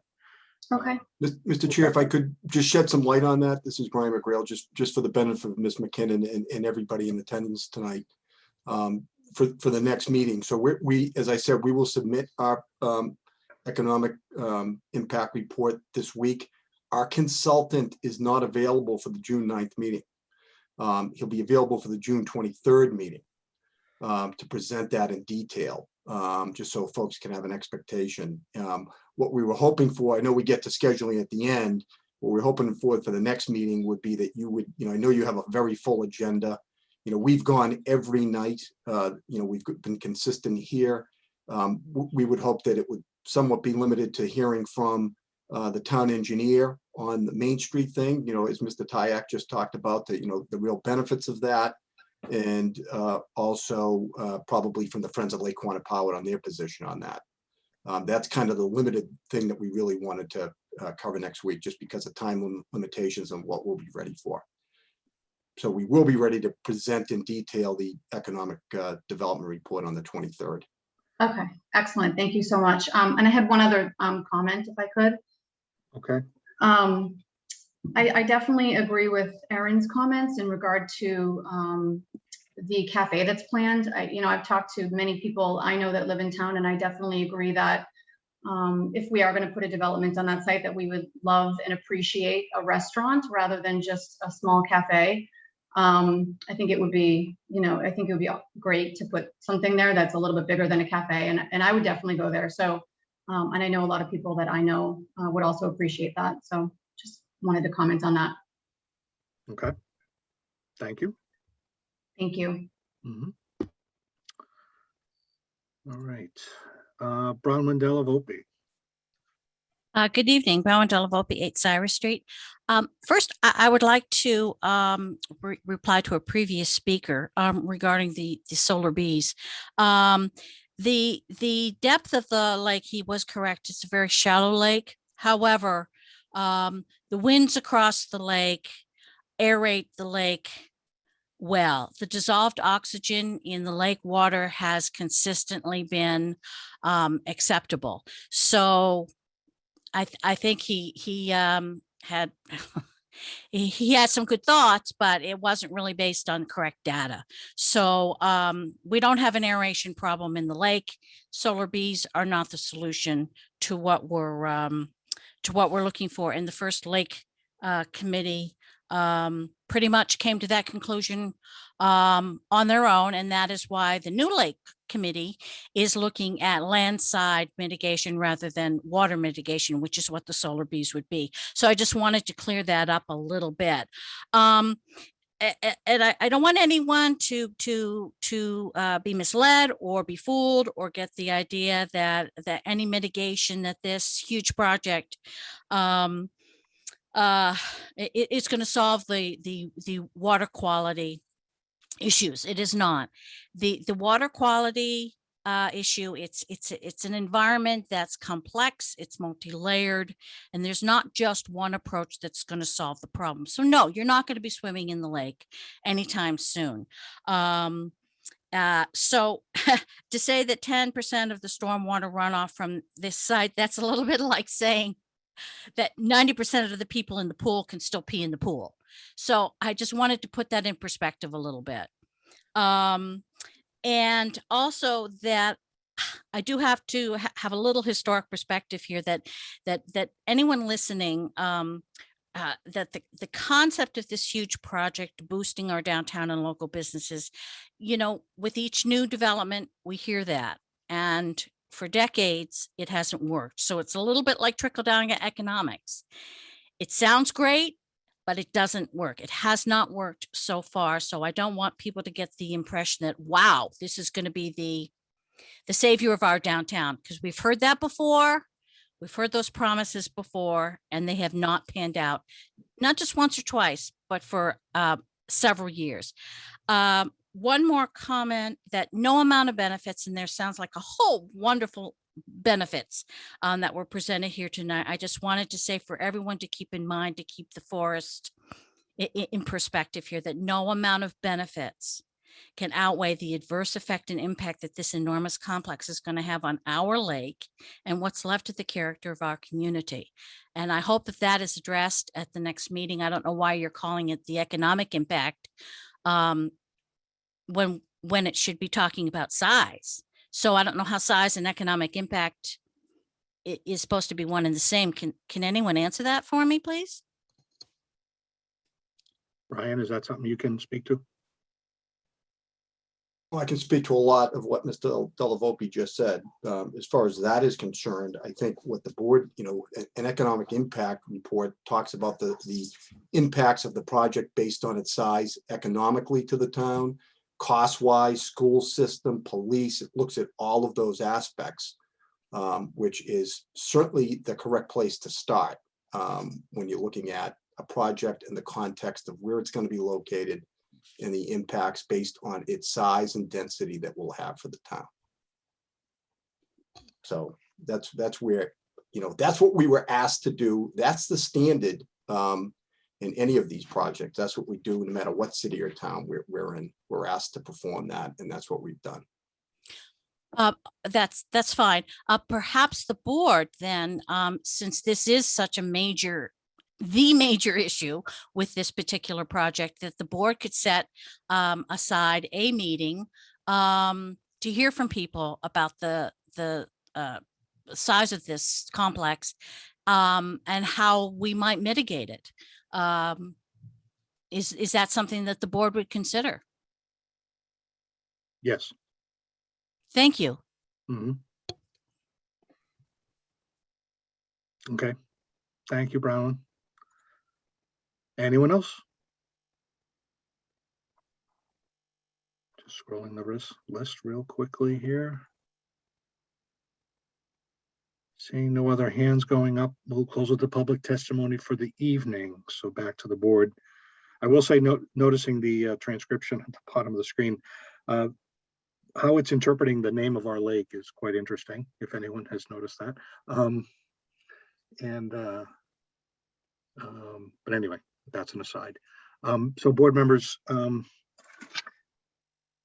so for the June 9th, Brian would look to continue to June 9th and cover the topics as noted, town engineer present, talk about the Main Street contribution and some aspects of that, their input, his input, and perhaps the friends, right? So just to set expectations. Yeah, that would be, yeah, that's what I think. That's an open space, and I don't think it will take a lot of time. And I think you've got a full agenda that night anyways, and we will be ready to present the economic aspect on the 23rd. That sound right, Matt? Sounds exactly right. Thank you. Okay. Any final comments, questions, board members, before we continue this one? All right. I move that we continue to June 9th with the topics as discussed. Second. Any discussion? All in favor, Chip? Yes. Amy? Yes. Jim? Yes. Joe? Joe, off mute. Okay. Tom? Yeah. Yes. Greg? Yes. And Mike? Yes. And I vote yes. Okay. Thanks for the information tonight, and we'll talk to you in a couple of weeks. Thank you so much. Thank you.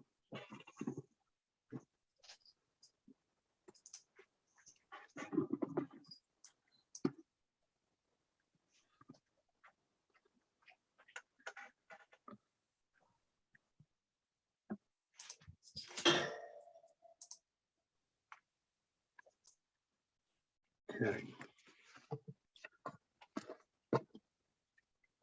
Moving right along. So now we're on to new hearings. Continued. First new hearing, 21-72, Jonathan Bellier at 109 Farm Street. Good evening. My name is Jay Tallerman with Mead Tallerman Costa. I represent the Belliers on their application. I can promise you it'll be quite a bit shorter than the prior proceeding, which was obviously much more complex. Our application is pretty straightforward. We followed the process in your unique bylaw, which tracks the cases. And we went to the building commissioner because we are really just squaring off a corner of the house that is already in the setback there. He ruled that we should come and see you, and that is why we're here. It is as shown on the application materials. We are literally a single floor just squaring off what is essentially a nook or a little jog in the back side of the house on the side where we're already non-conforming. So Do you have a we are copy of the plan you can share, Mr. Tallerman? On your screen? Yes, I think so. I thought it might be with you all. Let me see if I can. Well, we have a copy. I don't have a PDF though. I mean, to share on the screen so members of the public and others can visualize what's being proposed here. Okay, hold on one sec. Let me see if I can get to it.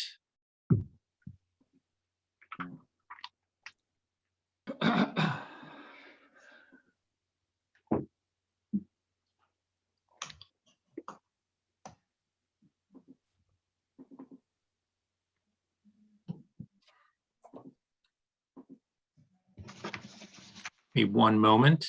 Mm-hmm.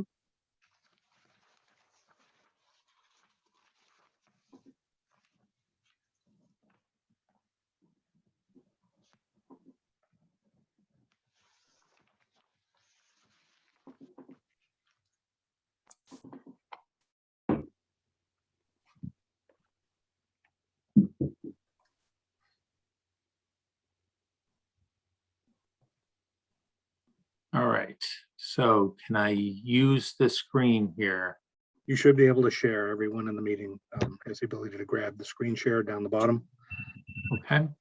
Select either your whole screen or a specific Yep. open application or file. Yeah.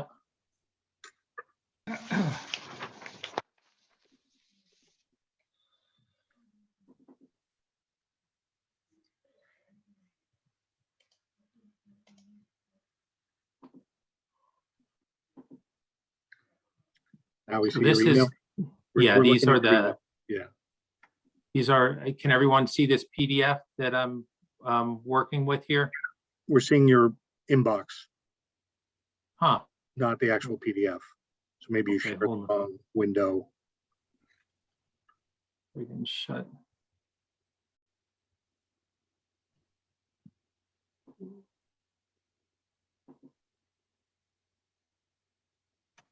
Trying to share the PDF now.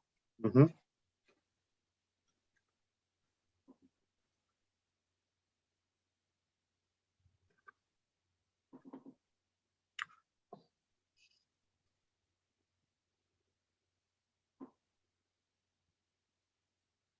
Can you see that, or are you still in my inbox?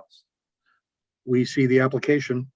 Okay, excellent. So I'll just scroll down to the plans. So our letter. This is the site plan. Yeah, I think this may be where we start and just describe based on this what you're proposing. Yeah.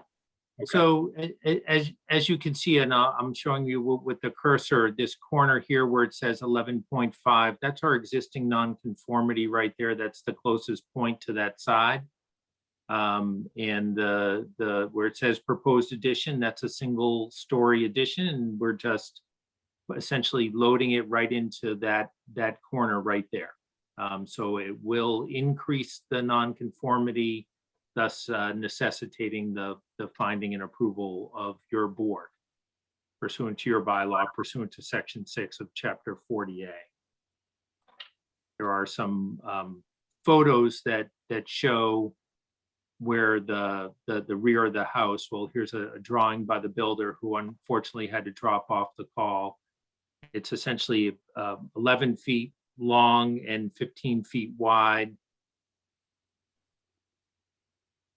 And it's going essentially in this corner of the house right there in that photo. So where that exists now is where the addition will be, also right here in this area where I have the cursor now.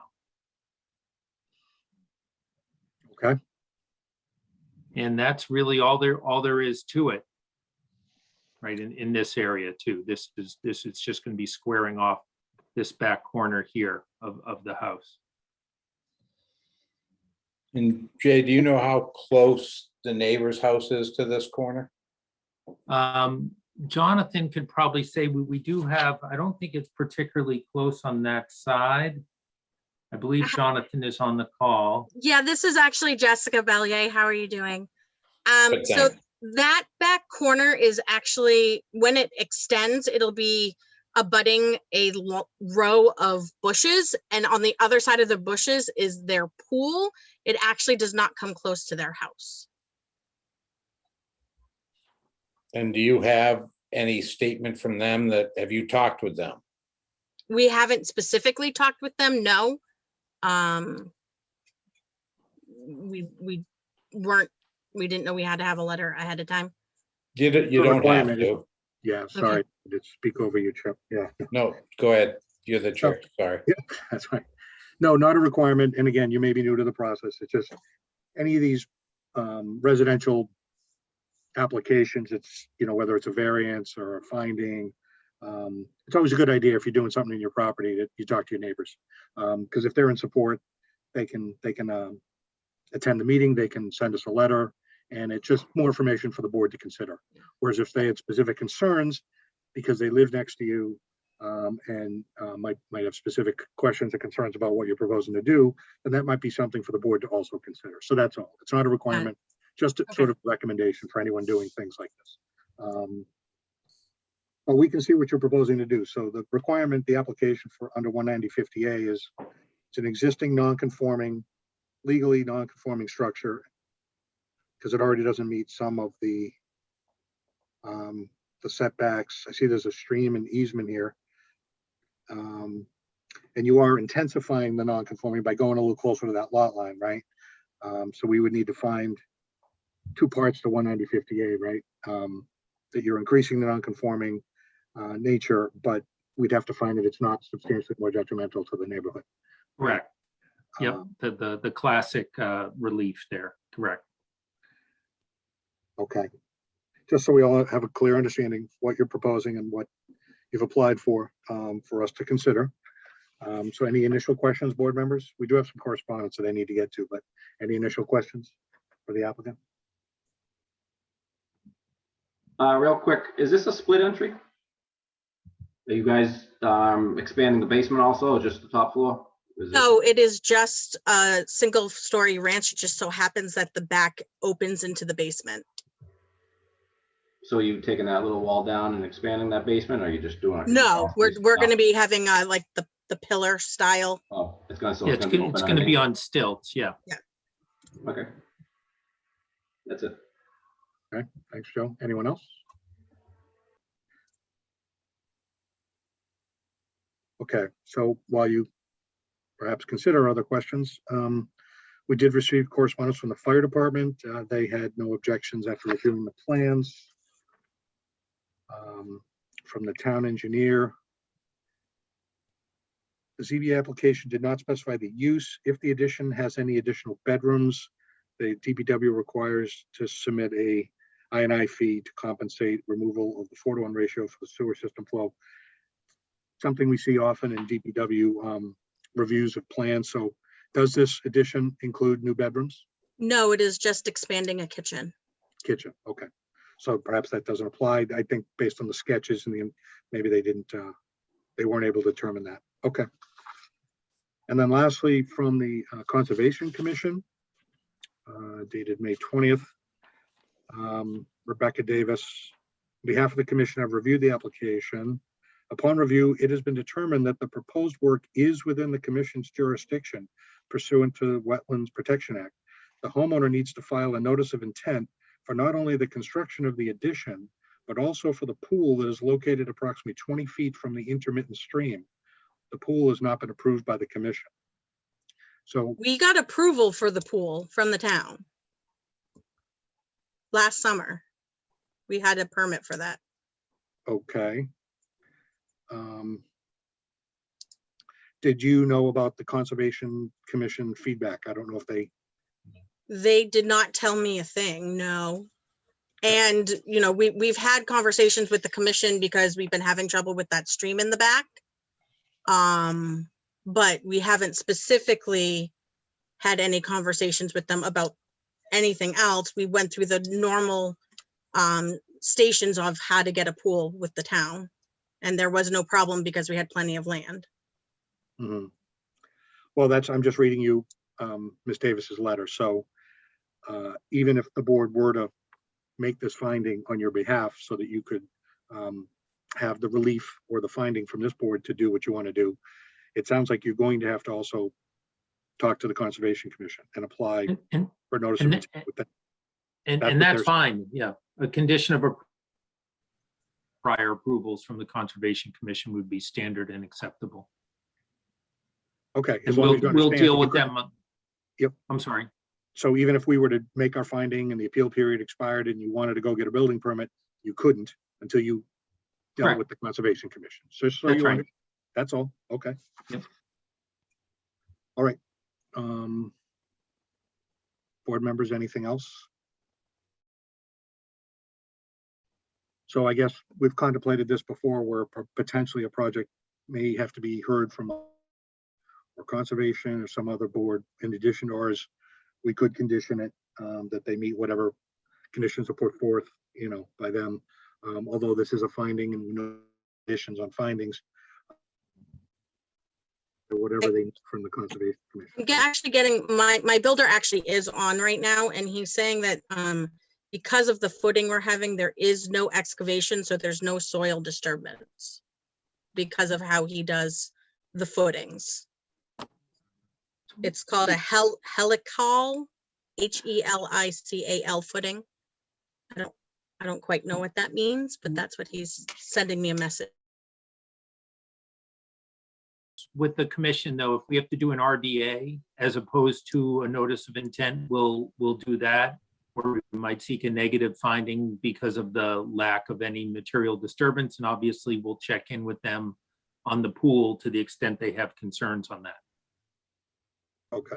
Again, that's what you need to discuss with them, as you're saying, Mr. Collin. That's right. Yeah. Board members, anything else?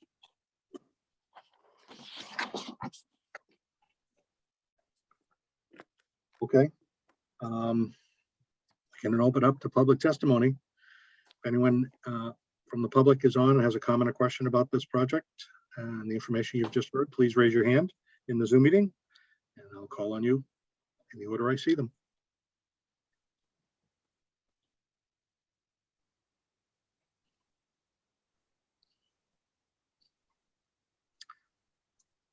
Seeing no hands, we will close it to public testimony. I'm trying to participate if I could. Sorry, PJ's raising his hand. Okay. If you could just state your name and address for the record, please.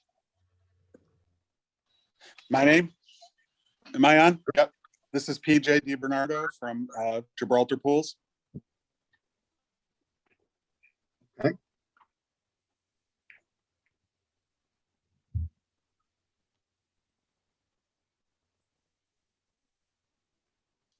Sorry, am I being heard?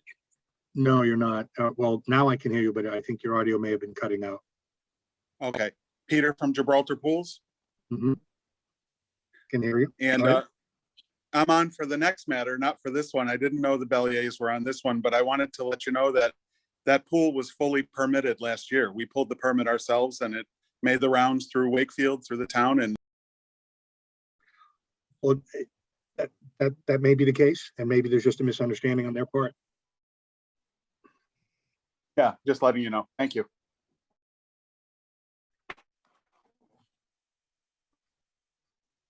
Anyone else? Just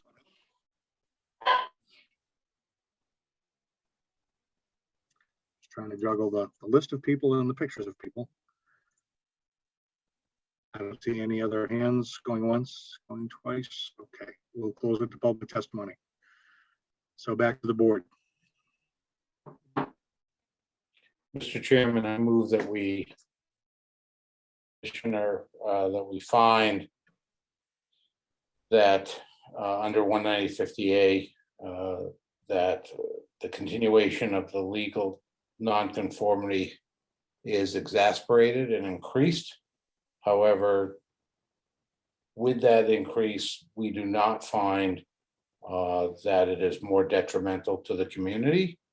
However, based upon the letter from the Conservation Commission regarding the pool and the extent that they need to be involved, that we condition this to needing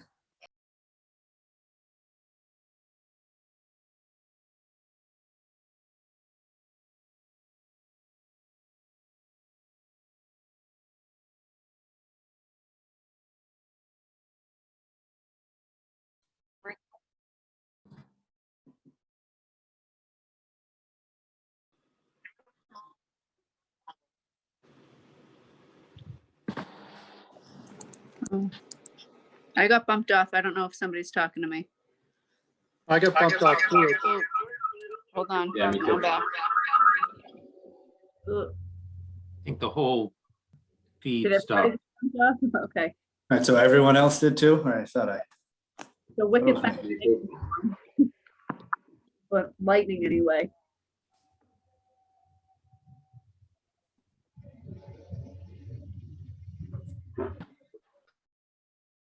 I think there was a motion being made when we all got cut off.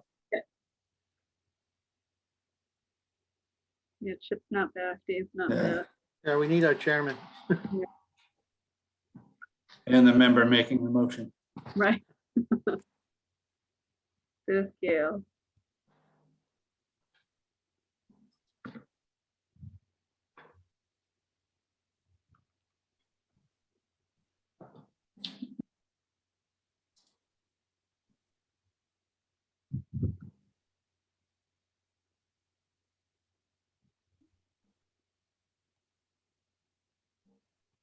I'll send Dave a text. I'll be right back. There's beeping in my house, so something happened with the electricity. Oh, God. Be right back. Sure. And Jay, I think you spoke too soon when you said this one wasn't going to take as long. You jinxed us.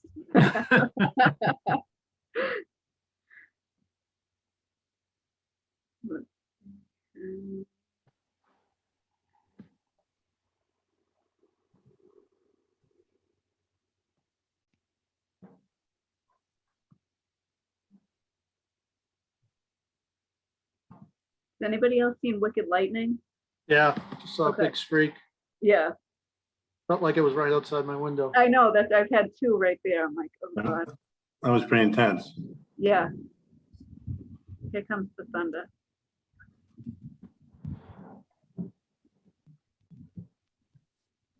Oh, there's Dave. Okay, Dave, I just texted you. I know, it looked like everyone got kicked out. I don't know if Yeah. Chip, everyone yeah. made it back in. It looks like it were just a few of us left. Yeah, we're missing Chip and I don't see Jim either. Jim. Yeah, Jim's We- not. We were there and everyone else was gone. Did you all get kicked out? Oh, that's funny. I thought it was just me, so I tried to join from my phone because my computer is terrible. Did everyone get And then kicked they all out? came back in at the same time, yeah. I got kicked out. Yeah, My so did cable I. works, so that doesn't make sense. I get kicked out too.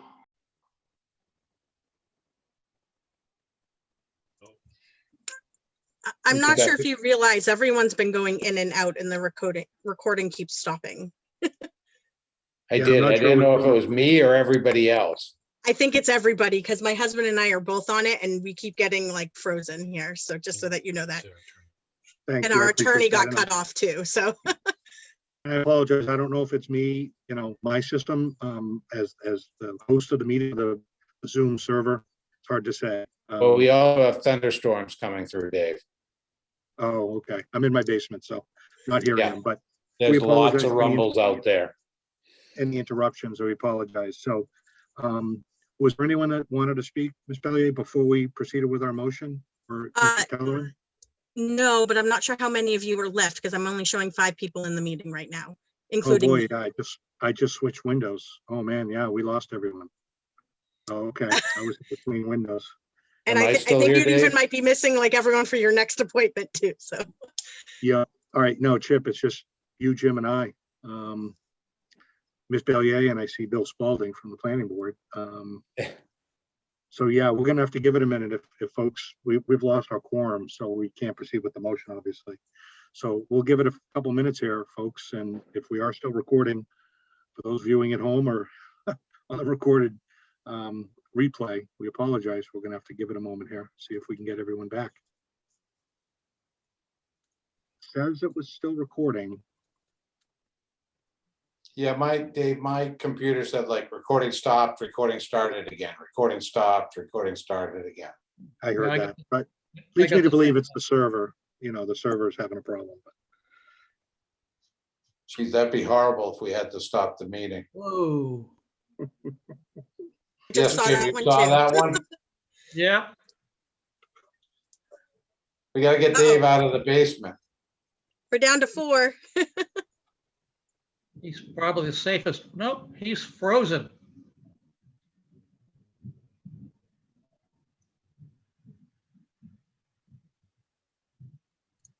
Well, Jim, it looks like you, Jessica, and I will just take care of this. Yeah. We got Dave's portrait standing up there. Nope, Dave's gone now. And this is Bill Oh, Spalding he's from the still planning showing on board. my screen. Hi, but Bill, he- you're still here. Yeah, I'd He's like to frozen, approve this though. project. I'm just kidding. It It's is, that smiley face of his. yeah, it's the west side is, we're getting nailed pretty good. It's just starting to come down. Yeah, So, and the lightning and whatever. yeah. Well, we'll see if anybody comes back to us or we have to go to them. Right. I mean, I don't know if this would help at all. I do have an aerial shot of our yard, so you could see like where it is close to the house. No, Jessica, you're all set. You just Okay. have to make sure that Concom is. Okay. Oh, they're all coming back. We got 9.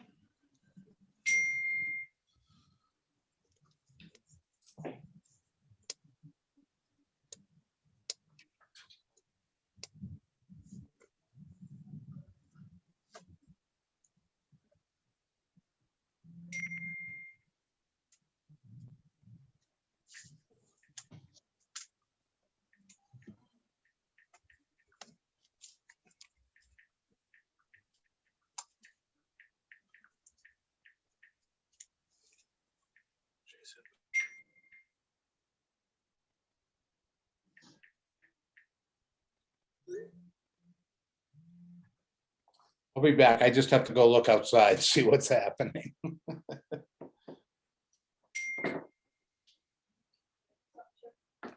Yes.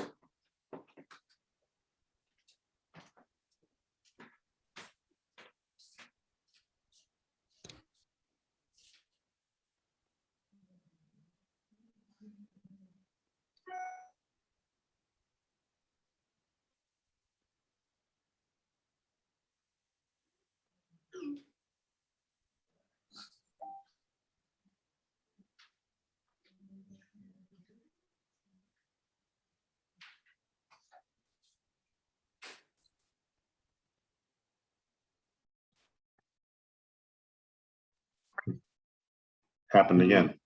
Yeah. It happened again. This is gonna be a problem.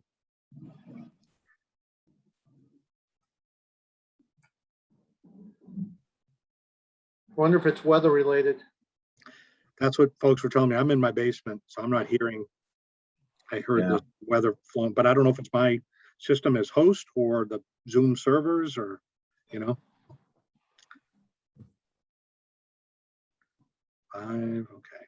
People are coming back.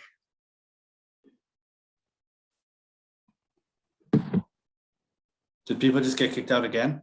Yes. That's just me. Yeah, all right, good, all right. Jesus.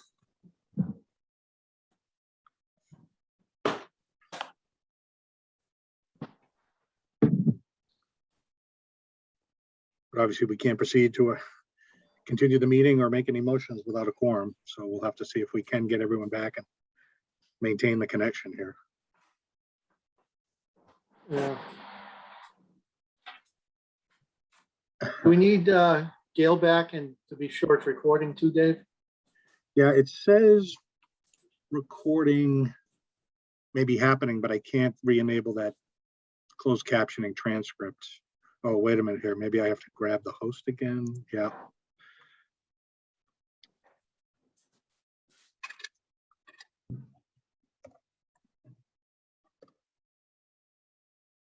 All right.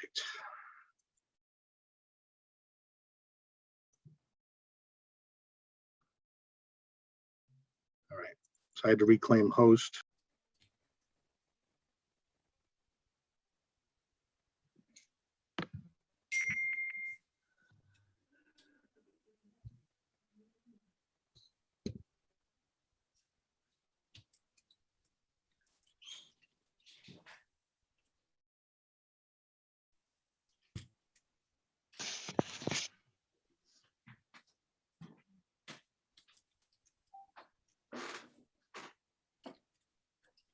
It's coming down pretty good. We got Greg now. I can see him moving around. He's gone.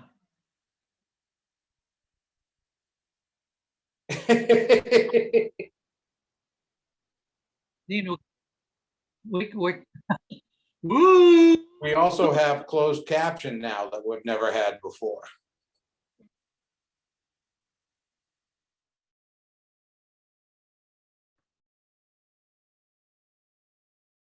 Oh, wow.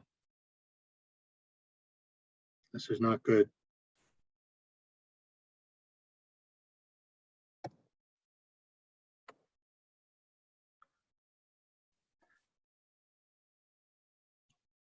There we go.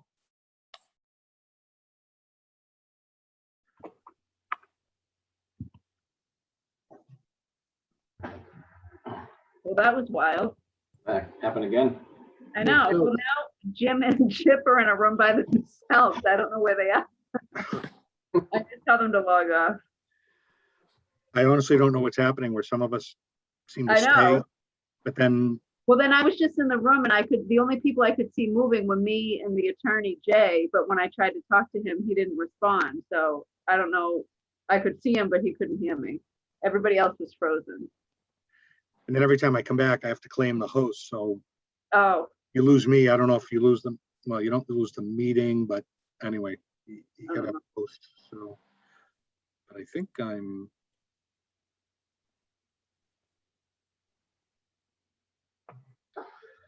If we,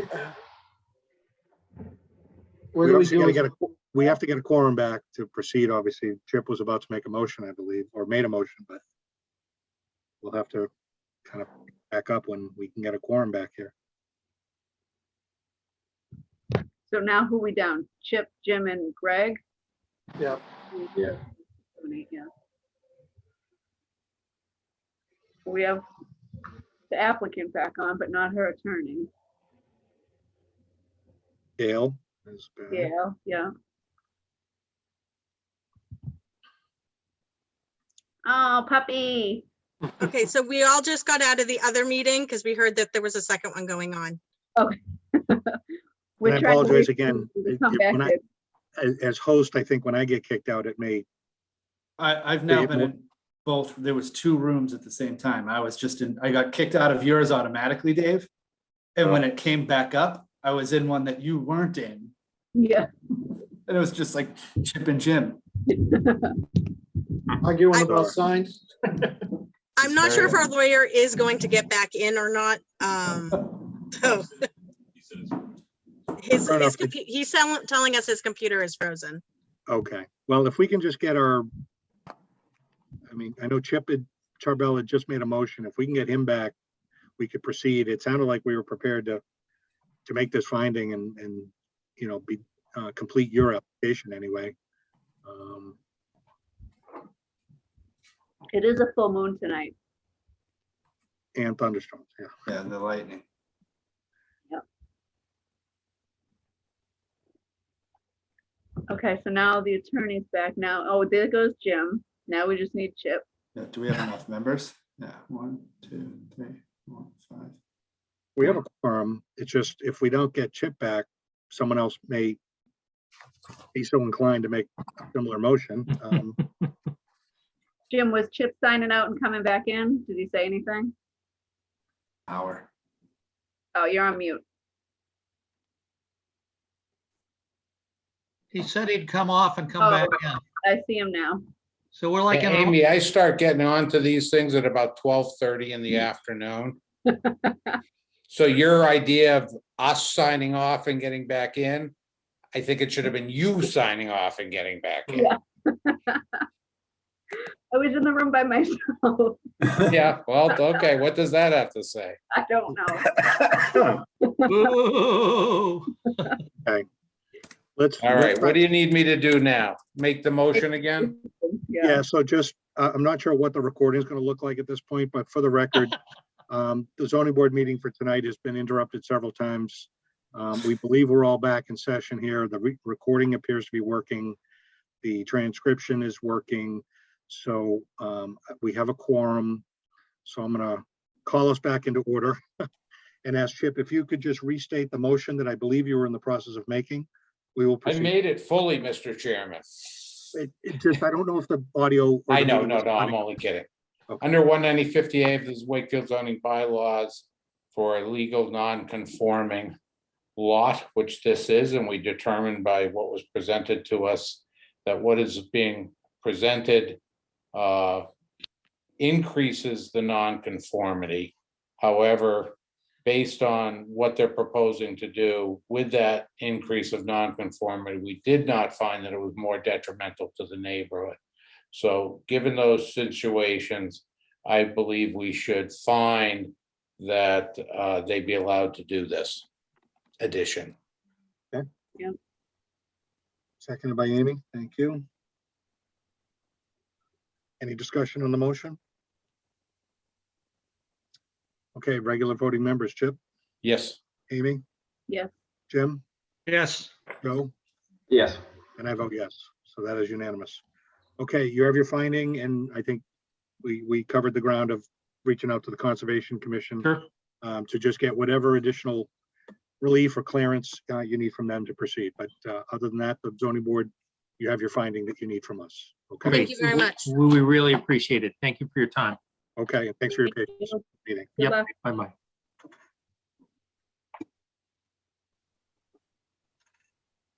All right. That was fun. First for everything. I'm proud of Chip getting back on. I know, Thank you, so Greg. I was quickly. proud Yeah. of me getting back on too. Good job. All right. All right, our last new hearing for the evening, 21-73, Loretto Mitko and Alexander Mukalari, I'm sorry if I'm mispronouncing, at 340 Water Street. This is PJ DiBernardo from Gibraltar Pools. We're the ones building the above ground pool, hopefully. Okay. And I wrote a narrative with it. Also, we delivered today to the town hall a new amended plan. The only difference is this jibes with the narrative. We will be 6 feet from that side, not 5 that's on the map that has been distributed to everyone. So the surveyor did a new map, and so I sent 25 copies to the town hall today, but it was too late for the meeting. But in my narrative, it's the correct amount, 6 feet. Okay, Gail, we didn't get a copy. The of town it. hall was closed and I heard after I was already home, he put it in the box in the parking lot. So, yeah. Okay. Do you have a copy of the drawing, a PDF that you could share on your screen, Peter? I Or some sort of. Just held it don't up. know how to do that. No, I could hold it up to the screen. I don't know if that. I don't know if Okay, that's yeah, cool, but I mean, we have a copy. It's just more for the benefit of anyone. Yeah. Like here. Yeah, There so the might only not be any difference- public though, Dave. Pardon? There might not be any public. the only Yeah, difference maybe is not at this point. where it but- reads 5 on the left, it's on your map, it says 5 from the left side, but it should say 6. Other than that, the plan is identical. Yes, Okay. just the number 5 was changed to 6. And what you've applied for, this is 19073D, a variance, because why? Because they're closer than 7.5 feet. I was letting the applicant speak to that, but okay, Chip. Well, Yeah, there's a very busy backyard, not with stuff, just with easements. It looks like a big grassy Canadian football field back there, but it's big yard roughly, but there's not a lot of room to do anything. So there's a big 20-foot wide sewer easement that comes right through the property. And in the far right-hand corner, it's an impracticable place to put a pool because it's heavily forested. There's trees, there's out of level, there's rock. So this is kind of the sensible spot. They originally opted for a much bigger pool. We've cut it down to this because they want a pool very badly. And that's the place. The left-hand side too, the perimeter of the yard is fenced in. So it's not going to be very visible from anywhere. Above Okay, so ground pool. is the only variance with the side setback and not with side yard or anything? It's the side setback. The pool is still behind the house. For the most part, it does extend a little to the left. I just didn't know. except Dave, I don't know that an above ground pool has that same standard. Yeah, you mentioned that in a previous hearing, and I couldn't find it where our bylaw differentiates in-ground or above ground for certain aspects other than Because fence. above ground is a accessory. Anything over 2 feet though, Chip, this is over 2 feet deep. 2 feet deep is different. 2 feet deep or less is different, or under 2 feet. I forget exactly, but it's the 2 feet. It's not above or below ground. Because I looked it up too. I was really confused. It's 2 feet. Okay, because my neighbors who just put one in their side yard, 7.5 feet from my back fence, got a permit from the town Okay, in the side yard. And I was told they got it because it was an above ground pool. okay. I don't know. We should maybe check with Ben on Yeah, how. there's no difference. They have to be in the rear of the house, 7.5 feet in the rear. In general residence, 10 on the side, single residence, 15 on the side. The only above ground pools are measured from the struts, if they go out. The in-ground pool is measured from the water line for the setback. But they all have to go in the rear of the house. Maybe they lied and didn't get a permit. But that's another matter. Okay. No, Peter, where the relevance could come into place, just making sure that, because we've seen it happen before, applicants don't apply for all the relief they may require. And so we don't want to make an incomplete or invalid finding or granting of a variance. And then it complicates matters down the line. You may or may not get your building permit, but down the line, future work, you go to sell the land. Now it's a problem with the title. So things can get messed up down the line if we don't do things properly. So we just want to make sure that you've applied for the proper relief and that we potentially grant the proper relief. Thank you.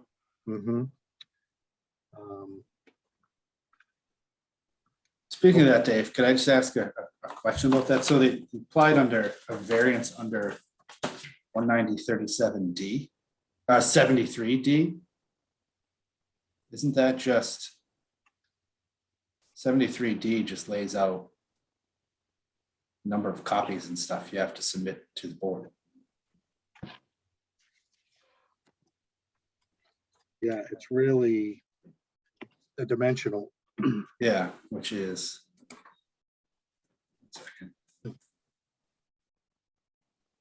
So that's really 31.5 accessory, accessory building. No, 6, I'm sorry. 190.31.6, no swimming pool over 24 inches in depth. Doesn't say above or below, just over 24 inches in depth. Shall be located within 30 feet of any street line or within a required side yard or within 77.5 feet of a rear. So the side yard could vary depending on the zones, I think Gail mentioned, or 7.5 feet from a rear lot line. So it's really, you're trying to vary that because you're getting closer than that the required side setback in a single residence is 15 feet. and you're proposing to make it 6, right? Yes, please. This is 30 and not 73D. It's 30. Could you cite that for me again? 190-31C6. Okay, thank you. For the next one. Yep. I mean, we can still find that. It's just what you've applied is just really the general, what you do to apply for a variance from the ZBA, but it's not really the specific bylaw that you're asking us to vary. Thank you. That's all. We just want to make sure it's clear, because ultimately a decision would have to reference the specific requirement that is potentially being varied. And that's the only one that comes into play from my assessment. Other board members, you, Greg, or you've been spending some time in the bylaw looking at pools. Okay. Busy Any other- nights around here. Yeah. All right, any other comments or questions, board members, on what's being proposed? Does the sewer easement come into play at all, this utility easement and the distance to that? I know it's still fine with regards to the setback, but the easement does not come into play because it's not really considered part of the setback. It's just, I spoke to Tim and Tim no, said as long as we're off. I mean, I can't speak for him, but that's what he told me when I did speak with him. spoke to Tim. Tim, the town engineer. Who's Tim? Who am I drawing up with? He is one of the town engineers. Oh, one of the town. Oh, Tim McDonald. Oh, okay. Okay. That's logical. As long as they don't violate the easement. Yeah, okay. Anything else, board members? I'm gonna recuse myself so somebody else can think about making this motion. Okay, you all have them handy, right? Yeah. Okay, so let me just 26,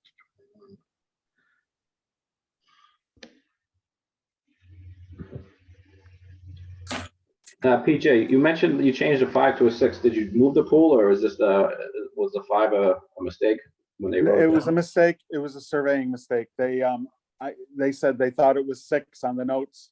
They printed it as 5 and had it wet sealed. I asked them to come back. I said that she said, I think it was 6, but we did it at 5. I asked them to go back and remeasure because a foot is a foot when you're asking for 9 Yeah. feet, you know, so they did, and they did establish that it was a 6-foot setback. To 6 feet to the edge of my little safety rail, but it's 8 feet to the edge of water. Thank you. What's the date on those plans that you submitted today? Is it dated today? I guess I'll make the motion since I was the one to point out. It's April 19th. When we have says April 19th and it says 5 feet. But what's the date of the 6 Revision. point? The revision? Is there a revised date? They still dated April 19th because it was kind of, I've had it for a long time. I didn't get it down to the town hall today. The surveyors in Wakefield, so it was easy for them to shoot back there. And when I submitted the application, I knew this already. So in my narrative, I mentioned that it was a 6-foot setback. Okay, so we will, in addition to the hard copy, we will need an electronic copy. If you can get that, like a PDF, Sure. you can email it to Gail Conroy, our secretary here. Okay. I'll do that at the culmination of the meeting. Okay, thank you. So we did receive correspondence too, just for the record. The Concom reviewed this application, and this site in the proposed work is not within their jurisdiction. We heard from the civil engineer, Eric Sherman. No applicable comments from DPW engineering, and from the fire department, no objections or concerns noted. So just noting that for the record. This time I will open up public testimony. I honestly don't know who we have left, but if you are a member of the public and you have a comment or question, we ask you to please raise your hand. We'll entertain that at this time.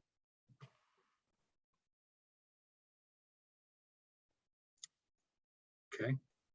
Seeing no hands, we'll close it to public testimony. So I guess, Greg, if you're ready. Sure. I move that we grant the that based on the drawings of Gloral Associates dated April 19th, 2021, and submitted to Town Hall today in hard copy, that we grant the variance under 190, section 31, subsection 6, to allow a six-foot setback on the side yard for the pool shown in the drawings as stated. Is that your whole motion? It is. Second. Discussion? So I think again, in the context of variance, we'd have to, note some sort of hardship. So here we've got, the easement, the location of the house on the lot is odd shape, its placement. So again, it's the infeasibility to put it anywhere else. So at the record we would want. Yeah, I'll amend my motion to add the hardships as outlined by our esteemed chair. Second. Thank you for seconding the amended motion. Any discussion, board members? All right, so voting members, myself, Jim, Amy, Joe, and Greg. Greg, Yes. Amy, Yes. Jim, Yes. Joe, Yes. and I vote yes. So that is unanimous. So you have your variance. Peter, if you can just get us a copy of the PDF, we'll draft a decision, hopefully in the next couple of days, and send it off for review. And once it's good, we'll get it filed. Okay, thank you so much. Have a good night. Thank you. Thanks, Good luck. thanks for your Bye. patience. Yep.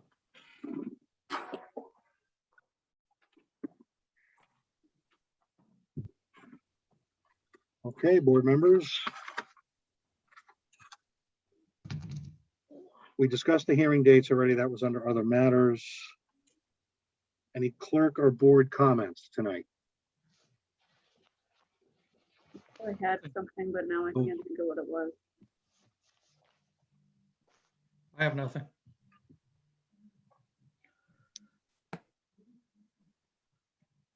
That would be okay. I move that we approve the 5/12 minutes as professionally documented by our board secretary. Second. I don't know about that. Wow. Motion I and thought you were seconded. Gail's friend. Any discussion on the motion? All right, all in favor, Chip, Yes. Amy, Yes. Jim, Yes. Joe, Yes. Tom, Yes. Yes. and Mike. Yes. And I vote yes, unanimous again. Good job, Gail. Thank you. All right, with that, no other business this evening? I would respectfully move that I just not ready to do this at 9:40, that we, Yeah, I was. that we adjourn. I'm Don't kind of worry, shocked.